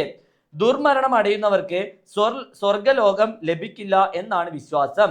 അശ്വത്ഥമാവ് മരിച്ചു എന്ന യുധിഷ്ഠിരന്റെ വാക്കുകൾ കേട്ട് മകൻ മരിച്ചു എന്ന് കരുതി ദ്രോണർ ആയുധം താഴെയിട്ടു. ഈ തക്കം നോക്കി ദൃഷ്ടദ്യുമ്നൻ അദ്ദേഹത്തിന്റെ ശിരസ് അറുത്തു. എന്താ സംഭവം എന്നറിയോ? നോക്കിയേ, അതായത് ദ്രോണർ എന്ന് പറയുന്നത് പാണ്ഡവരുടെയും കൗരവരുടെയും ഗുരുവാണ്. ഓക്കെ, ഗുരു തുല്യനായിട്ട് വ്യക്തിയാണ്. അപ്പൊ ദ്രോണരൊക്കെ തോൽപ്പിക്കുക എന്ന് പറയുന്നത് എളുപ്പമുള്ള കാര്യമല്ല. ഓക്കെ, അദ്ദേഹത്തൊക്കെ തോൽപ്പിക്കുക എന്ന് പറയുന്നത് എളുപ്പമുള്ള കാര്യമല്ല. അപ്പൊ അദ്ദേഹത്തെ തോൽപ്പിക്കുക എന്ന് പറയുന്നത് ഒരു തന്ത്രത്തിലൂടെ മാത്രമേ സാധിക്കുകയുള്ളൂ. അപ്പോ യുധിഷ്ഠിരനോട് ഉറക്കെ വിളിച്ചു പറഞ്ഞു, അശ്വത്ഥമാവ് എന്ന ആന മരിച്ചു. നോക്കണേ, അതായത് അശ്വത്ഥമാവ് എന്നാണ് മകന്റെ പേര്. ഓക്കെ, അപ്പൊ യുധിഷ്ഠിരനോട് പറയാണ്, നീ എന്ത് ചെയ്യണം, യുദ്ധം നടന്നുകൊണ്ടിരിക്കുമ്പോൾ ഉറക്കെ വിളിച്ചു പറയണം, അശ്വത്ഥമാവ് മരിച്ചു എന്ന് നീ പറയണം. പക്ഷെ യുധിഷ്ഠിരൻ എന്ത് ചെയ്തില്ല, ഇങ്ങനെ ഒരു കള്ളം പറയാൻ തയ്യാറായില്ല. അപ്പൊ യുധിഷ്ഠിരൻ പറഞ്ഞു, ഞാൻ കള്ളം പറയില്ല, ധർമ്മപുത്രനാണ്, കള്ളം പറയില്ല പറഞ്ഞു. ഓക്കെ, അപ്പോ ഒരു പറഞ്ഞു കൊടുക്കാണ്, ഒരു ഐഡിയ പറഞ്ഞു കൊടുക്കാണ്, നീ അശ്വത്ഥമാവ് എന്ന് കള്ളം പറയണ്ട, ശ്രീകൃഷ്ണനാണെന്നാണ് എൻ്റെ ഒരു ഓർമ്മ, ശ്രീകൃഷ്ണനാണ് പറഞ്ഞു കൊടുക്കുന്നതാണ് എൻ്റെ ഓർമ്മ. ഓക്കെ, നീ എന്ത് ചെയ്യണ്ട, അശ്വത്ഥമാവ് മരിച്ചു എന്ന് കള്ളം പറയണ്ട, അശ്വത്ഥമാവ് എന്ന ആന മരിച്ചു എന്ന് പറഞ്ഞാൽ മതി. ഓക്കെ, എന്ത് പറഞ്ഞാൽ മതി? അശ്വത്ഥമാവ് എന്ന ആന മരിച്ചു എന്ന് പറഞ്ഞാൽ മതി. പക്ഷെ ആന എന്ത് ചെയ്യണം? ശബ്ദം കുറച്ച് പറയണം. അപ്പൊ കള്ളം പറഞ്ഞൊന്നുമില്ല. ഓക്കെ, അപ്പൊ യുദ്ധം നടന്നുകൊണ്ടിരിക്കുമ്പോൾ എന്ത് ചെയ്യാണ്? യുധിഷ്ഠിരൻ വിളിച്ചു പറയാണ് അശ്വത്ഥമാവ് എന്ന ആന മരിച്ചു. ഓക്കെ, അപ്പൊ ആന എന്ന് പറയുന്നത് എന്ത് ചെയ്തു? സൗണ്ട് കുറച്ച് പറഞ്ഞു. അപ്പൊ തന്റെ മകൻ മരിച്ചു എന്ന് അറിഞ്ഞു. ദ്രോണൻ എന്ത് ചെയ്യാണ്? തന്റെ മകൻ മരിച്ചു എന്ന് അറിഞ്ഞു. അപ്പൊ ആയുധം എന്ത് ചെയ്യാണ്? കയ്യിൽ നിന്ന് വിടുന്ന സമയത്താണ് എന്ത് ചെയ്യുന്നത്? ദൃഷ്ടദ്യുമ്നൻ തല അറക്കുന്നത്, കൊന്നു കളയുന്നത്. അപ്പൊ ധർമ്മത്തിലൂടെയാണോ കൊന്നത്? നേർക്കുനേരെ യുദ്ധം ചെയ്താണ് കൊന്നത്? അല്ല. ഓക്കെ, അപ്പൊ അത് പറയാണ് സ്വന്തം ഗുരുവിനെ കൊന്ന ദൃഷ്ടദ്യുമ്നൻ സ്വർഗം അറിയിക്കുന്നില്ല എന്നാണ് അശ്വത്ഥമാവിന്റെ വാക്കുകളുടെ പൊരുൾ. ഓക്കെ, മനസ്സിലായോ? മനസ്സിലായോ? മനസ്സിലായോ? ഓക്കെ, അപ്പൊ അത്രയും കാര്യങ്ങൾ എന്ത് ചെയ്യുക? ആ ചാപ്റ്റർ ഓർമ്മിക്കുക. അവിടുന്ന് ജനറൽ ആയിട്ട് വരാൻ സാധ്യതയുള്ള ഒരു ചോദ്യമാണെന്ന് പറയുന്നത് യുദ്ധം മനുഷ്യരാശിക്ക് നല്ലതാണോ? ഇന്നത്തെ കാലത്ത് എന്ത് ചെയ്യുന്നുണ്ട്? യുദ്ധങ്ങൾ നടക്കുന്നുണ്ട് അല്ലെ? യുദ്ധം മാനവരാശിക്ക് ആപത്ത് എന്ന വിഷയത്തിൽ ഒരു ഉപന്യാസം തയ്യാറാക്കുന്ന എന്ത് ചെയ്യാം? ചോദ്യം ചോദിക്കാൻ സാധ്യതയുണ്ട്. അപ്പൊ യുദ്ധം ഇന്നും നമ്മൾ എത്ര വികസിച്ചു, നമ്മൾ എത്ര വിദ്യാഭ്യാസമുള്ള ആളുകളാണെന്ന് പറഞ്ഞാലും ഇന്നും എന്ത് നടക്കുന്നുണ്ട്? ഇന്നും എന്ത് നടക്കുന്നുണ്ട്? യുദ്ധങ്ങള് നടക്കുന്നുണ്ട് അല്ലെ? പക്ഷെ യുദ്ധം നല്ലതിന് വേണ്ടിയിട്ടാണോ? ആണോ? ഒരിക്കലും അല്ല. ഓക്കെ, ഇനി അടുത്ത ചാപ്റ്റർ ആണ് നിങ്ങൾക്കൊക്കെ ഏറ്റവും ഇഷ്ടമുള്ള എന്നാ വിഷമമുള്ള ചാപ്റ്റർ ആണ് എന്തെന്ന് പറയുന്നത്? എന്തെന്ന് പറയുന്നത്? കടൽ തീരത്ത് എന്ന് പറയുന്നത്. ഇഷ്ടമാണോ ചാപ്റ്റർ? ഇഷ്ടമാണോ? ഇഷ്ടമാണോ? ഓക്കെ, ഇങ്ങനെ കാണിക്കുന്നുണ്ട്. ഇപ്പൊ രസമില്ല ഇഷ്ടമില്ല എന്നൊക്കെ പറയുന്നുണ്ട്. അപ്പൊ വെള്ളായി അപ്പൻ എന്ന് പറയുന്ന നാട്ടുംപുറത്തെ ഗ്രാമീണനായിട്ടുള്ള ഈ രണ്ട് ചാപ്റ്റർ ഓക്കെ അല്ലേ? മനസ്സിലായിട്ടില്ലേ? ഓക്കെ അല്ലേ? ഓക്കെ, അപ്പൊ വെള്ളായി അപ്പൻ എന്ന് പറയുന്ന ഗ്രാമീണനായ സാധാരണക്കാരനായ ഗ്രാമീണനായ നമ്മുടെ വെള്ളായപ്പൻ. ഓക്കെ, ആ വെള്ളായപ്പൻ നോക്കണേ, വെള്ളായപ്പൻ വധശിക്ഷ വിധിക്കപ്പെട്ട തന്റെ മകനെ കാണാൻ വേണ്ടിയിട്ട് പട്ടണത്തിലേക്ക് യാത്രയാവുകയാണ്. വധശിക്ഷ എന്ന് പറഞ്ഞാൽ അറിയാലോ? വധശിക്ഷ എന്ന് പറഞ്ഞാൽ അറിയാലോ? ഓക്കെ, അതെ അതെ, തൂക്ക് കയർ. ഓക്കെ, വധശിക്ഷയ്ക്ക് വിധിക്കപ്പെട്ട തന്റെ മകനെ കാണാൻ വേണ്ടിയിട്ട് വെള്ളായപ്പൻ എന്ത് ചെയ്യാണ്? വെള്ളായപ്പൻ പട്ടണത്തിലേക്ക് യാത്രയാകുകയാണ്. ഒരു ഗ്രാമം മുഴുവൻ എന്ത് ചെയ്യുന്നുണ്ട്? വെള്ളായപ്പന് യാത്രയപ്പ് നടത്തുന്നുണ്ട്. അപ്പോ ആ യാത്രയിൽ പോകുന്ന വഴിക്ക് കഴിക്കാൻ വേണ്ടിയിട്ട് ഭാര്യ കോടച്ചി എന്ത് ചെയ്യുന്നുണ്ട്? ഒരു പൊതിച്ചോറും വെള്ളായപ്പന് നൽകുന്നുണ്ട്. അപ്പൊ ആ പൊതിച്ചോറുമായാണ് എന്ത് ചെയ്യുന്നത്? വെള്ളായപ്പൻ പട്ടണത്തിലേക്ക് തന്റെ മകനെ ജയിലിൽ നിന്ന് ഒരു നോക്ക് കാണാൻ വേണ്ടിയിട്ട് യാത്രയാകുന്നത്. ഓക്കെ, അങ്ങനെ പട്ടണത്തിൽ ആദ്യമായിട്ടാണ് എന്ത് ചെയ്തത്? വെള്ളായപ്പൻ കടന്നു ചെല്ലുന്നത്. അപ്പോ അപരിചിതരായിട്ടുള്ള ആളുകളുടെ വാക്കുകൾ, സംസാരങ്ങൾ വെള്ളായപ്പന് കൊലക്കയറ് പോലെയാണ് എന്ത് ചെയ്യുന്നത്? അനുഭവപ്പെടുന്നത്. ഓക്കെ, അങ്ങനെ നമ്മുടെ വെള്ളായപ്പൻ എന്ത് ചെയ്യാണ്? ആ ഒരു ജയിലിന് അരികിലേക്ക് എത്തുകയാണ്. അവിടെ ഒരു പാറാവുകാരനുണ്ട്, അവിടെ ഒരു പോലീസുകാരനുണ്ട്. പോലീസുകാരന്റെ കയ്യിലേക്ക് ചുരുട്ടിപ്പിടിച്ച ഒരു കടലാസ് എന്ത് ചെയ്യാണ്? വെള്ളായപ്പൻ നീട്ടുകയാണ്. പോലീസുകാരൻ ആ കടലാസ് തുറന്നിട്ട് ചോദിക്കുകയാണ്, വെള്ളായപ്പനോട് ചോദിക്കുകയാണ്, ഇന്നാണല്ലേ? ഓക്കെ, അപ്പോ വെള്ളായപ്പൻ അതേ എന്ന് മൗനമായി മറുപടി പറഞ്ഞു. അല്പനേരം കഴിഞ്ഞപ്പോ ഈ പോലീസുകാരൻ എന്ത് ചെയ്യാണ്? വെള്ളായപ്പനെ ജയിലിനകത്തേക്ക് കൂട്ടിക്കൊണ്ടു പോവുകയാണ്. അവിടെ തന്റെ ഏറ്റവും പ്രിയപ്പെട്ട തന്റെ ഓമന പുത്രനായിട്ടുള്ള കണ്ടുണ്ണി അല്ലെ, മകൻ, താൻ അത്രയും സ്നേഹിക്കുന്ന തന്റെ മകൻ അപ്പോ ഒരുപാട് നാളുകൾക്ക് ശേഷം കാണുകയാണ്. പക്ഷെ ഒന്നും സംസാരിക്കാൻ സാധിക്കുന്നില്ല. റീസൺ പറയുന്നില്ല. എന്തോ ഒരു നല്ല കാര്യമാണ്, ഭയങ്കര തെറ്റായിട്ടുള്ള ഒന്നും ചെയ്തിട്ടില്ല. അതുകൊണ്ടാണല്ലോ ഗ്രാമത്തിലുള്ള ആളുകളൊക്കെ യാത്രയപ്പ് നടത്തുന്നത്. ഓക്കെ, അപ്പൊ എന്ത് ചെയ്യാണ്? നോക്കിയടാ, അപ്പോ അങ്ങനെ തന്റെ മകനെ, താൻ ജീവന തുല്യം സ്നേഹിക്കുന്ന മകനെ എന്ത് ചെയ്യാണ്? വെള്ളായപ്പൻ കണ്ടുമുട്ടുകയാണ്. പക്ഷെ അവർക്ക് രണ്ടുപേർക്കും എന്ത് ചെയ്യാൻ പറ്റുന്നില്ല? ഒന്നും സംസാരിക്കാൻ സാധിക്കുന്നില്ല. കാരണം ഇന്നുകൂടെ മാത്രമാണ് ആ മകൻ ഈ ലോകത്ത് ഉണ്ടാവുക അല്ലെ? പക്ഷെ ആ മൗനത്തിനിടയിൽ പോലും എന്ത് ചെയ്യുന്നുണ്ട്? അവര് പറയാതെ പറയുന്ന ഒരുപാട് കാര്യങ്ങളുണ്ട് അല്ലെ? എന്താ? മകനെ, കണ്ടുണ്ണി, അപ്പ എന്നെ കൊല്ലല്ലേ, അല്ലെങ്കിൽ എന്നെ കൊല്ലാൻ വിട്ടുകൊടുക്കല്ലേ എന്നൊക്കെ എന്ത് ചെയ്യുന്നുണ്ട്? പറയുന്ന കാര്യങ്ങൾ അവർ മനസ്സിലൂടെ എന്ത് ചെയ്യുന്നുണ്ട്? സംസാരിക്കുന്നുണ്ട്. ഓക്കെ, പിന്നെ എന്ത് ചെയ്യാണ്? പിന്നെ അതിനുശേഷം മകന്റെ ചേതനയറ്റ, മകന്റെ ജീവനില്ലാത്ത ശരീരവും കാത്ത് വെള്ളായപ്പൻ എന്ത് ചെയ്യാണ്? ആ ഒരു ജയിലിന് പുറത്ത് കാത്ത് നിൽക്കുകയാണ് അല്ലെ? അങ്ങനെ 5 മണിയാന്ന് തോന്നുന്നു, 5 മണി സമയമായി. അപ്പോ മകന്റെ വിധി അല്ലെ, മകന്റെ ശിക്ഷ പൂർത്തിയായി. മകൻ എന്ത് ചെയ്തു? ഈ ലോകത്തിൽ നിന്ന് വിട പറഞ്ഞു. അങ്ങനെ മകന്റെ ചേതനയില്ലാത്ത ശരീരം ആ പാവം ഗ്രാമീണൻ എന്ത് ചെയ്യാണ്? ഇരു കൈയും നീട്ടി ഒരു പേറ്റിച്ചിയെ പോലെ, ഓർമ്മിച്ചു വെക്കുക, ഒരു പേറ്റിച്ചിയെ പോലെ എന്ത് ചെയ്യാണ്? ഏറ്റുവാങ്ങുകയാണ്. പേറ്റിച്ചി എന്ന് പറഞ്ഞു കഴിഞ്ഞാൽ പണ്ട് കാലത്ത് ഇത്തരത്തിലുള്ള പ്രസവിക്കുന്ന സമയത്ത് ഇത്തരത്തിലുള്ള ഫെസിലിറ്റീസ് ഹോസ്പിറ്റലൊന്നും ഉണ്ടായിരുന്നില്ലല്ലോ. അപ്പോൾ ഇങ്ങനെയുള്ള ആളുകളാണ് എന്ത് ചെയ്യുക? പ്രസവിക്കുക, കുഞ്ഞുങ്ങളെ ഏറ്റുവാങ്ങിക്കുക. ഓക്കെ, കുഞ്ഞുങ്ങളെ ഏറ്റുവാങ്ങിക്കുക. അപ്പോൾ എങ്ങനെയാണ് ഒരു പേറ്റിച്ച് ഒരു കുഞ്ഞിനെ ഏറ്റുവാങ്ങുന്നത്, ജീവനുള്ള ഒരു കുഞ്ഞിന്റെ ശരീരം എങ്ങനെയാണ് ഏറ്റുവാങ്ങുന്നത്, അത്രയും ശ്രദ്ധയോടുകൂടിയാണ് എന്ത് ചെയ്യുന്നത് വെള്ളായപ്പൻ തന്റെ ചേതനയറ്റ മകന്റെ ശരീരം എന്ത് ചെയ്യുന്നത് ഏറ്റുവാങ്ങുന്നത്. ഓക്കെ, അപ്പൊ അത്രയും വിഷമം ആർക്കുണ്ടാവും, വെള്ളായപ്പൻ എന്ന് പറയുന്ന ഒരു അച്ഛനുണ്ടാവും അല്ലെ. അങ്ങനെ മകന്റെ ചേതനയറ്റ ശരീരം ഏറ്റുവാങ്ങിയ വെള്ളായപ്പൻ നഗരത്തിലെ തോട്ടികളുടെ സഹായത്തോടുകൂടെ അടുത്തുള്ള ഒരു കടൽ തീരത്ത് എന്ത് ചെയ്യാണ് മകന്റെ ശവശരീരം സംസ്കരിക്കുകയാണ്. ഓക്കെ, അപ്പോഴും വെള്ളായപ്പന്റെ കയ്യിൽ എന്തുണ്ടായിരുന്നു, ആ ഭാര്യ കൊടുത്തുവിട്ട പൊതിച്ചോറുണ്ടായിരുന്നു. അപ്പൊ ആ പൊതിച്ചോറിന്റെ നനവ് വെള്ളായപ്പന് ആ അമ്മയുടെ അല്ലെങ്കിൽ തന്റെ ഭാര്യയുടെ കണ്ണീരായിട്ട് എന്ത് ചെയ്യുന്നുണ്ട് അനുഭവപ്പെടുന്നുണ്ട്. അവസാനം ഈ ഭാര്യ കൊടുത്തുവിട്ട പൊതിച്ചോറ് മകന്റെ ബലിച്ചോറായി മാറുന്നിടത്താണ് എന്ത് ചെയ്യുന്നത് നമ്മുടെ കഥ അവസാനിക്കുന്നത്. ഓക്കെ, മനസ്സിലായോ? ഓക്കെ അല്ലേ? ഓക്കെ, അപ്പൊ എന്ത് ചെയ്യുക, രണ്ട് കാര്യങ്ങൾ ഓർമ്മിച്ച് വെക്കുക. ഒന്ന്, ഈ പൊതിച്ചോറ് എന്ന് പറയുന്നത് ഒരു കഥാപാത്രമായിട്ട് എന്ത് ചെയ്യുന്നുണ്ട് വരുന്നുണ്ട്. പിന്നെ മൗനം എന്ത് ചെയ്യുന്നുണ്ട് ഇതിലൊരു പ്രധാനപ്പെട്ട കാര്യമാണെന്ന് എന്ത് ചെയ്യുക ഓർമ്മിച്ച് വെക്കുക. നോക്കിയേ, കടൽ തീരത്ത് എന്ന ശീർഷകത്തിന്റെ ഔചിത്യം പരിശോധിക്കുക.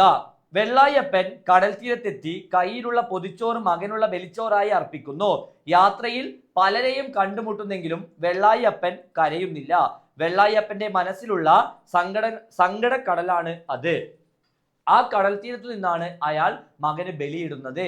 ജീവിതത്തിന്റെ പാഴുതറയിൽ നിന്നും അനന്തമായ കടലിന്റെ തീരത്തെ കഥ അവസാനിക്കുന്നു. അനന്തമായ കടൽ പോലെ ജീവിതയാത്രകൾ അവസാനിക്കുന്നില്ല. തീരത്തണയും വരെ ദുഃഖവും പേറിയുള്ള യാത്ര തുടർന്നുകൊണ്ടേയിരിക്കുന്നു. അതുകൊണ്ടെന്നാണ് ഈ ഒരു പാഠഭാഗത്തിന് ഈ ഒരു ശീർഷകം വളരെയധികം അനുയോജ്യമാണ്. എന്നൊരു ഇമ്പോർട്ടന്റ് ചോദ്യമാണ്. പൊതിച്ചോറ് ബലിച്ചോറായ കഥയാണ് കടൽ തീരത്ത്, വിശകലനം ചെയ്യുക. പൊതിച്ചോറ് ബലിച്ചോറായ കഥയാണെന്ന് പറയുന്നത് കടൽ തീരത്ത് എന്ന് പറയുന്നത് വിശകലനം ചെയ്യുക. നോക്കിയേ, കഥയിൽ പൊതിച്ചോറ് കഥാപാത്രത്തിന്റെ സ്ഥാനം വഹിക്കുന്നു അല്ലെ. നമ്മുടെ ഈ കഥയിൽ ഉടനീളം സാന്നിധ്യമായിട്ട് എന്ത് വരുന്നുണ്ട്, പൊതിച്ചോറ് വരുന്നുണ്ട്. ഓക്കെ, അപ്പൊ പൊതിച്ചോറും ഒരു കഥാപാത്രമായിട്ട് എന്ത് ചെയ്യുന്നുണ്ട് ഈ കടൽ തീരത്ത് എന്ന് പറയുന്ന പാഠഭാഗത്തില് വരുന്നുണ്ട്. വെള്ളായപ്പന് പാതേയമായി, പാതയെന്ന് പറഞ്ഞാൽ പൊതിച്ചോറിന്റെ അർത്ഥം, പാതേയമായി കോടച്ചി നൽകിയ ചോറ്റുപൊതിയുടെ കോടച്ചി നൽകിയ ചോറ്റുപൊതിയുടെ സാന്നിധ്യം കഥ അന്ത്യം വരെ, കഥ അന്ത്യം എന്ന് പറഞ്ഞാൽ കഥയുടെ അവസാനം, കഥ അന്ത്യം വരെ നമുക്ക് കാണാം. ചോറ്റുപൊതി കെട്ടിയപ്പോൾ കോടച്ചി വീഴ്ത്തിയ കണ്ണീരിന്റെ നനവ് കഞ്ഞി നനവായി വെള്ളായപ്പന് അനുഭവപ്പെടുന്നു. ഓക്കെ, അപ്പോ ഈ ഒരു പൊതിച്ചോറ് കെട്ടിക്കൊടുക്കുന്ന സമയത്ത് കോടച്ചിയുടെ കണ്ണുനീര് എന്ത് ചെയ്തിട്ടുണ്ട് അതിൽ വീണിട്ടുണ്ട്. അപ്പൊ അവസാന സമയത്ത് തന്റെ മകന്റെ ശരീരം മറവ് ചെയ്യുമ്പോ ഈ ഒരു പൊതിച്ചോറിന്റെ ആ ഒരു നനവ് ഒരുപാട് നേരം കഴിയുമ്പോൾ എന്ത് ചെയ്യും, ചോറ് നനവായിട്ട് മാറും അല്ലെ, നനവുണ്ടാവും, ചോറിന് ചീത്തയായി പോവും അല്ലെ. അപ്പൊ ആ ഒരു നനവ് എന്ത് ചെയ്യാണ് വെള്ളായപ്പന് കോടച്ചിയുടെ കണ്ണീരായിട്ട് എന്ത് ചെയ്യുന്നുണ്ട് തോന്നുന്നുണ്ട്. യാത്രയിലുടനീളം തന്നോടൊപ്പം ഉണ്ടായിരുന്ന പൊതിച്ചോറ് വെള്ളായപ്പന്റെ കരുതൽ കൂടിയായിരുന്നു. വിശപ്പും ദാഹവും ഉണ്ടായിട്ടും അനിയന്ത്രിതമായ ഏതോ നിയോഗത്താൽ കഴിക്കാതെ കരുതി വെച്ചിരുന്ന പൊതിച്ചോറ് മകനുള്ള ബലിച്ചോറായി മാറുന്നു അല്ലെ. യാത്രയിൽ കഴിക്കാൻ വേണ്ടിയിട്ടാണ് എന്ത് ചെയ്തത് ഇത്തരത്തിലൊരു പൊതിച്ചോറ് നൽകിയിട്ടുണ്ടായിരുന്നത്. പക്ഷേ അത് കഴിക്കാൻ എന്ത് ചെയ്തിട്ടില്ല നമ്മുടെ വെള്ളായപ്പന് സാധിച്ചിട്ടില്ല. മകന്റെ ശവദാഹത്തിനു ശേഷം ബലിച്ചോറായി കാക്കകൾക്ക് മുന്നിലെത്തുന്ന ഈ പാതയം, ഈ ബലിച്ചോറ്, ഈ ഒരു പൊതിച്ചോറ് നിസ്സഹായന്റെ നിലവിളിയായി കഥാന്ത്യത്തിൽ മാറുന്നു. അതുകൊണ്ട് തന്നെ കഥയിലെ നിറസാന്നിധ്യമായിട്ടുള്ള പൊതിച്ചോറ് എന്ത് ചെയ്യുന്നുണ്ട് ഒരു പ്രധാന സ്ഥാനം ഈ ഒരു കടൽ തീരത്ത് എന്ന് പറയുന്ന കഥയിൽ വഹിക്കുന്നുണ്ട്. മനസ്സിലാവുന്നുണ്ടോ പറയുന്നേ? മനസ്സിലാവുന്നുണ്ടോ? ഓക്കെ, ഇന്നൊരു ചോദ്യമാണ്. ഒരു പേറ്റിച്ചിയെ പോലെ തന്റെ മകന്റെ ദേഹത്തെ വെള്ളായപ്പൻ പാറാവുകാരിൽ നിന്ന് ഏറ്റുവാങ്ങി. പേറ്റിച്ചി എന്ന് പറഞ്ഞാൽ നമ്മൾ പറഞ്ഞിട്ടുണ്ടല്ലോ, ആരാ പണ്ട് കാലത്ത് കുഞ്ഞുങ്ങളെ ഏറ്റുവാങ്ങുന്ന ആളാണ് എന്ത് വിളിക്കുക, പേറ്റിച്ചി എന്ന് വിളിക്കുക. ഓക്കെ, ഈ പ്രസവമൊക്കെ നടത്തുന്ന ആള്. അപ്പോ ആ ഒരു കുഞ്ഞിന്റെ ശരീരം എങ്ങനെയാ വളരെ ശ്രദ്ധയോടുകൂടെ വളരെ കെയർഫുൾ ആയിട്ട് എന്ത് ചെയ്യുള്ളൂ അവർ കൈകാര്യം ചെയ്യുള്ളൂ. അപ്പൊ അത്രയും ഒരു കെയർഫുള്ളോടുകൂടെ അല്ലെങ്കിൽ അത്രയും കെയർ ചെയ്തുകൊണ്ടാണ് എന്ത് ചെയ്യുന്നത് നമ്മുടെ വെള്ളായപ്പൻ തന്റെ മകന്റെ ശരീരം ഏറ്റുവാങ്ങുന്നത്. നോക്കിയേ, പണ്ടുകാലത്ത് വീട്ടിൽ വന്ന് പ്രസവം എടുക്കുന്ന സ്ത്രീകൾ ഉണ്ടായിരുന്നു അല്ലെ. നമ്മുടെ പുലിമുരുകൻ സിനിമ കണ്ടിട്ടുണ്ടാ? അതില് പെട്ടെന്ന് പുലിമുരുകന്റെ ഈ മോഹൻലാലിന്റെ അമ്മയ്ക്ക് മറ്റേ ഈ പ്രസവത്തിന്റെ വേദന വരുന്ന സമയത്ത് ഒരാളിങ്ങനെ ഒരു പ്രായമുള്ള അമ്മൂമ്മനെ ഓഹോയ് എന്ന് പറഞ്ഞ് കൊണ്ടുവന്നണ്ട, അയാളാണെന്ന് തോന്നുന്നു പേറ്റിച്ചി അല്ലേ സാർ? അതെ, ഓക്കെ. പിന്നെയോ, അവരാണ് പേറ്റിച്ചികൾ. വളരെ ശ്രദ്ധയോടും കരുതലോടെയുമാണ് അവർ ഒരു കുഞ്ഞു ജീവനെ കൈകളിൽ ഏറ്റുവാങ്ങുന്നത്. ഇതേ ശ്രദ്ധയോടെയും കരുതലോടെയും വെള്ളായപ്പൻ മകന്റെ ശരീരം ഏറ്റുവാങ്ങുന്നു. പേറ്റിച്ച് ഏറ്റുവാങ്ങുന്ന കുഞ്ഞിന്റെ ശരീരത്തിൽ ജീവന്റെ തുടിപ്പുണ്ടാകും. വെള്ളായപ്പൻ ഏറ്റുവാങ്ങിയ മകന്റെ ശരീരത്തിൽ നിന്ന് ജീവൻ പറന്നകന്നിരിക്കുന്നു. വെള്ളായപ്പന് മകനോടുള്ള അത്യധികമായ സ്നേഹവാത്സല്യങ്ങൾ പ്രകടമാകുന്ന സന്ദർഭമാണ് ഇത് എന്ന് പറയുന്നത്. ഓക്കെ, അത്രയും സ്നേഹത്തോടുകൂടെ അത്രയും എന്താ കരുതൽ നൽകിയാണ് വെള്ളായപ്പൻ ആ മകനെ വളർത്തിയിരുന്നത്. ഓക്കെ, നമുക്കറിയാം നമ്മുടെ അച്ഛനും അമ്മയൊക്കെ എത്ര സ്നേഹത്തോടു കൂടിയാണ് നമ്മളെ വളർത്തുന്നത് അല്ലെ. അപ്പോ ഈ മകൻ മരിച്ച നേരത്ത് പോലും അത്രയും ശ്രദ്ധയോടു കൂടിയാണ് എന്ത് ചെയ്തത്, മകന്റെ ശരീരം പോലും വെള്ളായപ്പൻ ഏറ്റുവാങ്ങിയത്. അപ്പൊ ആ വെള്ളായപ്പന്റെ സ്നേഹവും വാത്സല്യവും ദുഃഖവും ഒക്കെ എന്ത് ചെയ്യാൻ പറ്റും, നമുക്ക് അതിൽ നിന്ന് മനസ്സിലാക്കാൻ വേണ്ടിയിട്ട് സാധിക്കും. ഓക്കെ, മനസ്സിലാവുന്നുണ്ടോ പറയുന്നേ? മനസ്സിലാവുന്നുണ്ടോ? ഓക്കെ ആണോ? ഓക്കെ, പിന്നെ അടുത്ത ചോദ്യം നോക്കിയേ. രണ്ടു ചിത്രങ്ങൾ, അവയ്ക്കിടയിൽ രണ്ട് പേരുകൾക്കിടയിൽ എന്ന പോലെ എന്തിന്റെയൊക്കെയോ നിറവ്. രണ്ടു ചിത്രങ്ങൾ എന്ന പ്രയോഗത്തിലൂടെ തെളിയുന്ന ആശയങ്ങൾ എന്തെല്ലാമാണ്? നോക്കിയേ, ഉത്തരം നോക്കിയേ. വെള്ളായപ്പന്റെ ഓർമ്മകളാണ് ഇത്. അസ്തമയത്തിലൂടെ പക്ഷികളെ നോക്കി അത്ഭുതപ്പെട്ട മകന്റെ ഓർമ്മകളും, അതായത് പണ്ടത്തെ മകന്റെ ഓർമ്മകളും, അസ്തമയത്തിലൂടെ പാടത്തിലേക്ക് ഇറങ്ങി നടന്ന അപ്പന്റെ, അതായത് വെള്ളായപ്പന്റെ അച്ഛൻ, ഓക്കെ, വെള്ളായപ്പന്റെ അപ്പന്റെ ഓർമ്മകളും വെള്ളായപ്പനിൽ നിറയുന്നു. ഇവയെല്ലാം അസ്തമയവുമായി ബന്ധപ്പെട്ടതാണ്. അസ്തമയം അവസാനത്തെ സൂചിപ്പിക്കുന്നു. അസ്തമയം പോലെ മകന്റെ ജീവിതം അവസാനിക്കാൻ പോവുകയാണ്. അച്ഛൻ അസ്തമിച്ചു, അതായത് അച്ഛൻ മരിച്ചുപോയി, അച്ഛൻ അസ്തമിച്ചു, മകൻ അസ്തമിക്കാൻ പോകുന്നു. മരണമെന്ന ഒഴിവാക്കാനാകാത്ത യാഥാർത്ഥ്യത്തെ എഴുത്തുകാരൻ ഓർമ്മിപ്പിക്കുന്ന സന്ദർഭമാണ് ഇത്. മകന്റെ ശവം ഏറ്റുവാങ്ങാൻ പോകുന്ന അവസരത്തിൽ ഇത്തരം ഓർമ്മകൾ കഥാപാത്രത്തെ ഏറെ വൈകാരികമാക്കുന്നു. അത് കഥയെ ഭാവതീവ്രമാക്കുന്നു. മനസ്സിലായോ? അത് രണ്ട് ചിത്രങ്ങൾ എന്ന് പറയുന്നത് വെള്ളായപ്പൻ ഈ ഒരു യാത്രയിൽ, ഓക്കെ, ഈ ഒരു മകനെ കാണാൻ പോകുന്ന യാത്രയിൽ വെള്ളായപ്പന്റെ ഓർമ്മകളിലേക്ക് വരുന്ന രണ്ട് ചിത്രങ്ങളാണെന്ന് പറയുന്നത് ഇവിടെ കാണുന്നത്. ഒന്നെന്താണ്, ഇതേ അസ്തമയത്തിലൂടെ പാടത്തിലേക്ക് ഇറങ്ങി നടക്കുന്ന ജോലി ചെയ്യാൻ വേണ്ടി പോകുന്ന തന്റെ അച്ഛന്റെ ചിത്രം, പിന്നെ അസ്തമയത്തിലൂടെ പക്ഷികളെ നോക്കി അത്ഭുതപ്പെട്ട തന്റെ കുഞ്ഞു മകന്റെ ഓർമ്മ.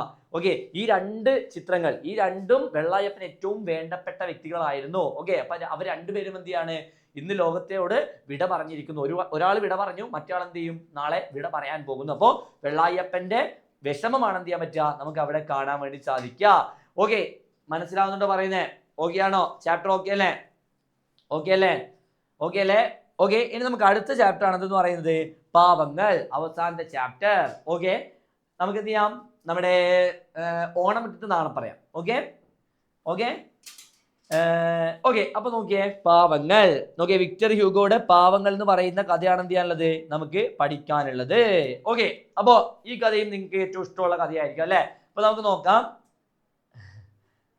നോക്കാം. ഇതേ ദരിദ്ര കർഷക കുടുംബത്തിലാണ് ഴാങ് വാൽ ഴാങ്, നോക്കണേ, നമ്മുടെ പ്രധാന കഥാപാത്രമാണ് ആരെന്ന് പറയുന്നത്, ഴാങ് വാൽ ഴാങ് എന്ന് പറയുന്നത്, ജനിച്ചത്. ഓക്കെ, പിന്നെ സഹോദരിയുടെയും അവരുടെ കുട്ടികളുടെയും സംരക്ഷണം ഴാങ് വാൽ ഴാങ്ങിന് ആയിരുന്നു. 25-ാം വയസ്സിൽ ഏറ്റെടുക്കേണ്ടി വന്നു. ഒരിക്കൽ വിശന്നു കരയുന്ന കുട്ടികൾക്ക് വേണ്ടി മറ്റു മാർഗമില്ലാതെ ഴാങ് വാൽ ഴാങ് ബേക്കറിയിൽ നിന്നും ഒരു റൊട്ടി മോഷ്ടിക്കുകയും തുടർന്ന് 5 വർഷത്തെ ജയിൽ ശിക്ഷ അനുഭവിക്കുകയും ചെയ്യുന്നു. സഹോദരിയെയും കുട്ടികളെയും കാണാനുള്ള മോഹത്താൽ അയാൾ 3 തവണ ജയിൽ ചാടുന്നു. ചാടിയതിന്റെ പേരിൽ 19 വർഷമായി ശിക്ഷ നീളുന്നു. ജയിൽ മോചിതനായ അയാൾക്ക് ആരും അഭയം കൊടുത്തില്ല. ഒടുവിൽ പാരീസിലെ ഡി പട്ടണത്തിലെ മെത്രാൻ വിശപ്പും ദാഹവും കൊണ്ട് തളർന്ന ഴാങ് വാൽ ഴാങ്ങിന് അഭയമേകുന്നു. സ്നേഹപൂർവ്വം ഭക്ഷണവും കിടക്കാനുള്ള സൗകര്യവും നൽകുന്നു. പിന്നീട് മെത്രാന്റെ അടുക്കൽ നിന്നും അവിടെയുള്ള സാധനങ്ങൾ മോഷ്ടിക്കാൻ ഴാങ് വാൽ ഴാങ് ശ്രമിക്കുന്നതാണെന്ന് പറയുന്നത് കഥാസന്ദർഭം എന്ന് പറയുന്നത്. മനസ്സിലായിട്ടുണ്ടോ? നോക്കിയേ, നമ്മുടെ ഈ കഥയിലെ പ്രധാന കഥാപാത്രമാണ് ആരെന്ന് പറയുന്നത്, ഴാങ് വാൽ ഴാങ് എന്ന് പറയുന്ന ചെറുപ്പക്കാരൻ. ഓക്കെ, അപ്പോൾ 25-ാമത്തെ വയസ്സ് മുതലേ തന്റെ സഹോദരിയുടെയും മക്കളുടെയും ചുമതല ആർക്ക് ഏറ്റെടുക്കേണ്ടി വന്നിട്ടുണ്ട്, ഴാങ് വാൽ ഴാങ്ങിന് ഏറ്റെടുക്കേണ്ടി വന്നിട്ടുണ്ട്. ഓക്കെ, അപ്പോൾ ഭക്ഷണത്തിന് വേണ്ടി എന്ത് മോഷ്ടിക്കുകയാണ്, ബ്രെഡ് മോഷ്ടിക്കുകയാണ്. വിശപ്പടക്കാൻ വേണ്ടി ഭക്ഷണം മോഷ്ടിച്ചതിന്റെ പേരിൽ 5 വർഷം എന്ത് ചെയ്യാണ്, ജയിൽ ശിക്ഷ നമ്മുടെ ഴാങ് വാൽ ഴാങ്ങിന് ലഭിക്കുകയാണ്. ഓക്കെ, പിന്നീട് 3 തവണ ജയിൽ ചാടാൻ ശ്രമിച്ചപ്പോൾ ആ 5 വർഷം ശിക്ഷ എത്ര വർഷമായിട്ട് മാറി, 19 വർഷമായിട്ട് മാറി. ഓക്കെ, പിന്നെ 19 വർഷം കഴിഞ്ഞ് ജയിൽ മോചിതനായ ഴാങ് വാൽ ഴാങ്ങിനെ സ്വീകരിക്കാൻ ആരും തന്നെ തയ്യാറായില്ല. കാരണം ജയിലിലൊക്കെ കിടന്ന ഒരാളെ ആരെങ്കിലും സ്വീകരിക്കോ, ആരെങ്കിലും അഭയം കൊടുക്കോ? ഒരിക്കലും ഇല്ല. പക്ഷേ നമ്മുടെ ഡി പട്ടണത്തിലെ മെത്രാൻ, നോക്കണേ, ആരാ, ഡി പട്ടണത്തിലെ മെത്രാൻ എന്ത് ചെയ്തു? നമ്മുടെ ആർക്ക് അഭയം കൊടുത്തു? ഴാങ്വാൾ ഴാങ്ങിന് അഭയം കൊടുക്കുകയും അവന് കഴിക്കാൻ വേണ്ട ഭക്ഷണവും കൊടുക്കുകയും ചെയ്തു. എന്നാൽ ഴാങ്വാൾ ഴാങ് എന്താ ചെയ്തത്? അന്നേ ദിവസം രാത്രി അവിടെയുള്ള വെള്ളി സാധനങ്ങളൊക്കെ മോഷ്ടിച്ച് കടന്നു കളയുകയാണ് ചെയ്തത്. അല്ലേ? അപ്പൊ നോക്കിയേ, ആ ഭവനത്തിലെ വെള്ളി സാധനങ്ങളായിരുന്നു അയാളുടെ ലക്ഷ്യം. ഓക്കെ, അപ്പോ അഭയം കൊടുത്ത വീടാണ് കേട്ടാ, ഓർമ്മിക്കണേ. പിന്നെയോ, പതുക്കെ മുറിക്കകത്തു കടന്ന അയാൾ വെള്ളി സാമാനങ്ങൾ എടുത്ത് പുറത്തു കടന്നു. എല്ലാം തൻ്റെ മാറാപ്പിലേക്ക് ഇട്ട ശേഷം ഒരു കുറുക്കനെ പോലെ, മാറാപ്പ് എന്ന് പറഞ്ഞാൽ പുറത്തിട്ടാ, ഒരു കുറുക്കനെ പോലെ മതിൽ ചാടിക്കടന്ന് അവിടെ നിന്നും നമ്മുടെ ഴാങ്വാൾ ഴാങ് രക്ഷപ്പെട്ടു. ഓക്കെ, അപ്പൊ അഭയം നൽകിയ ആളുടെ വീട്ടിൽ നിന്നാണ് എന്ത് ചെയ്തത്? ഇത്തരത്തിലൊരു മോഷണം നടക്കുന്നത് കേട്ടാ. പിന്നെയോ, അടുത്ത ദിവസം രാവിലെയും മദാം മഗ്ലോൻ മെത്രാന്റെ അടുക്കൽ ചെന്ന് വെള്ളി സാധനങ്ങൾ വയ്ക്കുന്ന കൂട്ട എവിടെയെന്ന് അറിയാമോ എന്ന് ചോദിക്കുന്നു. അപ്പോൾ തന്നെ തോട്ടത്തിലെ പൂച്ചട്ടിയിൽ നിന്നും കിട്ടിയ, നോക്കണേ, അപ്പോൾ തന്നെ തോട്ടത്തിലെ പൂച്ചട്ടിയിൽ നിന്നും കിട്ടിയ ആ കുട്ട മദാം മഗ്ലാറിനെ നൽകിയെങ്കിലും അതിനുള്ളിൽ വെള്ളി സാധനങ്ങൾ ഒന്നും ഉണ്ടായിരുന്നില്ല. ഓക്കെ, അപ്പൊ പിറ്റേ ദിവസമാണ് എന്ത് ചെയ്തത്? ഈ വെള്ളി സാധനങ്ങളൊക്കെ ഇട്ട കുട്ട കാണാതെ ആകുന്നത്. ഓക്കെ, അപ്പൊ അന്വേഷിച്ച സമയത്താണ് എന്ത് ചെയ്തത്? പുറത്ത് നിന്ന് ആ കുട്ട കിട്ടുന്നത്. പക്ഷെ അവിടെ അതിലൊന്നും എന്തുണ്ടായിരുന്നില്ല? വെള്ളി സാധനങ്ങൾ ഒന്നും തന്നെ ഉണ്ടായിരുന്നില്ല. ഓക്കെ, പിന്നെയോ, കാര്യങ്ങൾ മനസ്സിലാക്കിയ മെത്രാൻ എന്നാൽ ദേഷ്യപ്പെടുന്നില്ല. ഓക്കെ, നോക്കണേ, അതിനുള്ളിലുള്ള സാധനങ്ങൾക്ക് ആര് മോഷ്ടിച്ചു? നമ്മുടെ ഴാങ്വാൾ ഴാങ് മോഷ്ടിച്ച് കടന്നു കളഞ്ഞു എന്നുള്ള കാര്യം ആര് മനസ്സിലാക്കുകയാണ്? നമ്മുടെ മെത്രാൻ മനസ്സിലാക്കുകയാണ്. പക്ഷേ മെത്രാൻ യാതൊരു വിധത്തിലും ദേഷ്യപ്പെടുന്നില്ല. ഓക്കെ, മെത്രാൻ എന്ത് ചെയ്യുന്നില്ല? ദേഷ്യപ്പെടുന്നില്ല. ഇവിടെയാണ് മെത്രാൻ എന്ന് പറയുന്ന കഥാപാത്രത്തിന്റെ പ്രാധാന്യം. ഓക്കെ, ഓർത്ത് വെക്കുക. ഓക്കെ, മെത്രാൻ ദേഷ്യപ്പെടുന്നില്ല. ആ വെള്ളി സാധനങ്ങളുടെ അവകാശി തങ്ങൾ തന്നെ ആയിരുന്നുവോ എന്നാണ് അദ്ദേഹം ചോദിക്കുന്നത്. ഓക്കെ, നമ്മളൊക്കെ ആണെങ്കിൽ എന്താ, നമ്മുടെ വല്ല പെൻസിലോ പേനോ ഒക്കെ ആരെങ്കിലും എടുത്തെന്ന് അറിഞ്ഞു കഴിഞ്ഞാൽ അല്ലേ, ദേഷ്യപ്പെട്ടിട്ട് ആരടാ ചോദിച്ചിട്ട് പോകും, അങ്ങനെയല്ലേ? പക്ഷെ ഇവിടെ മെത്രാൻ, ഇവിടെ മെത്രാൻ എന്താ ചെയ്തത്?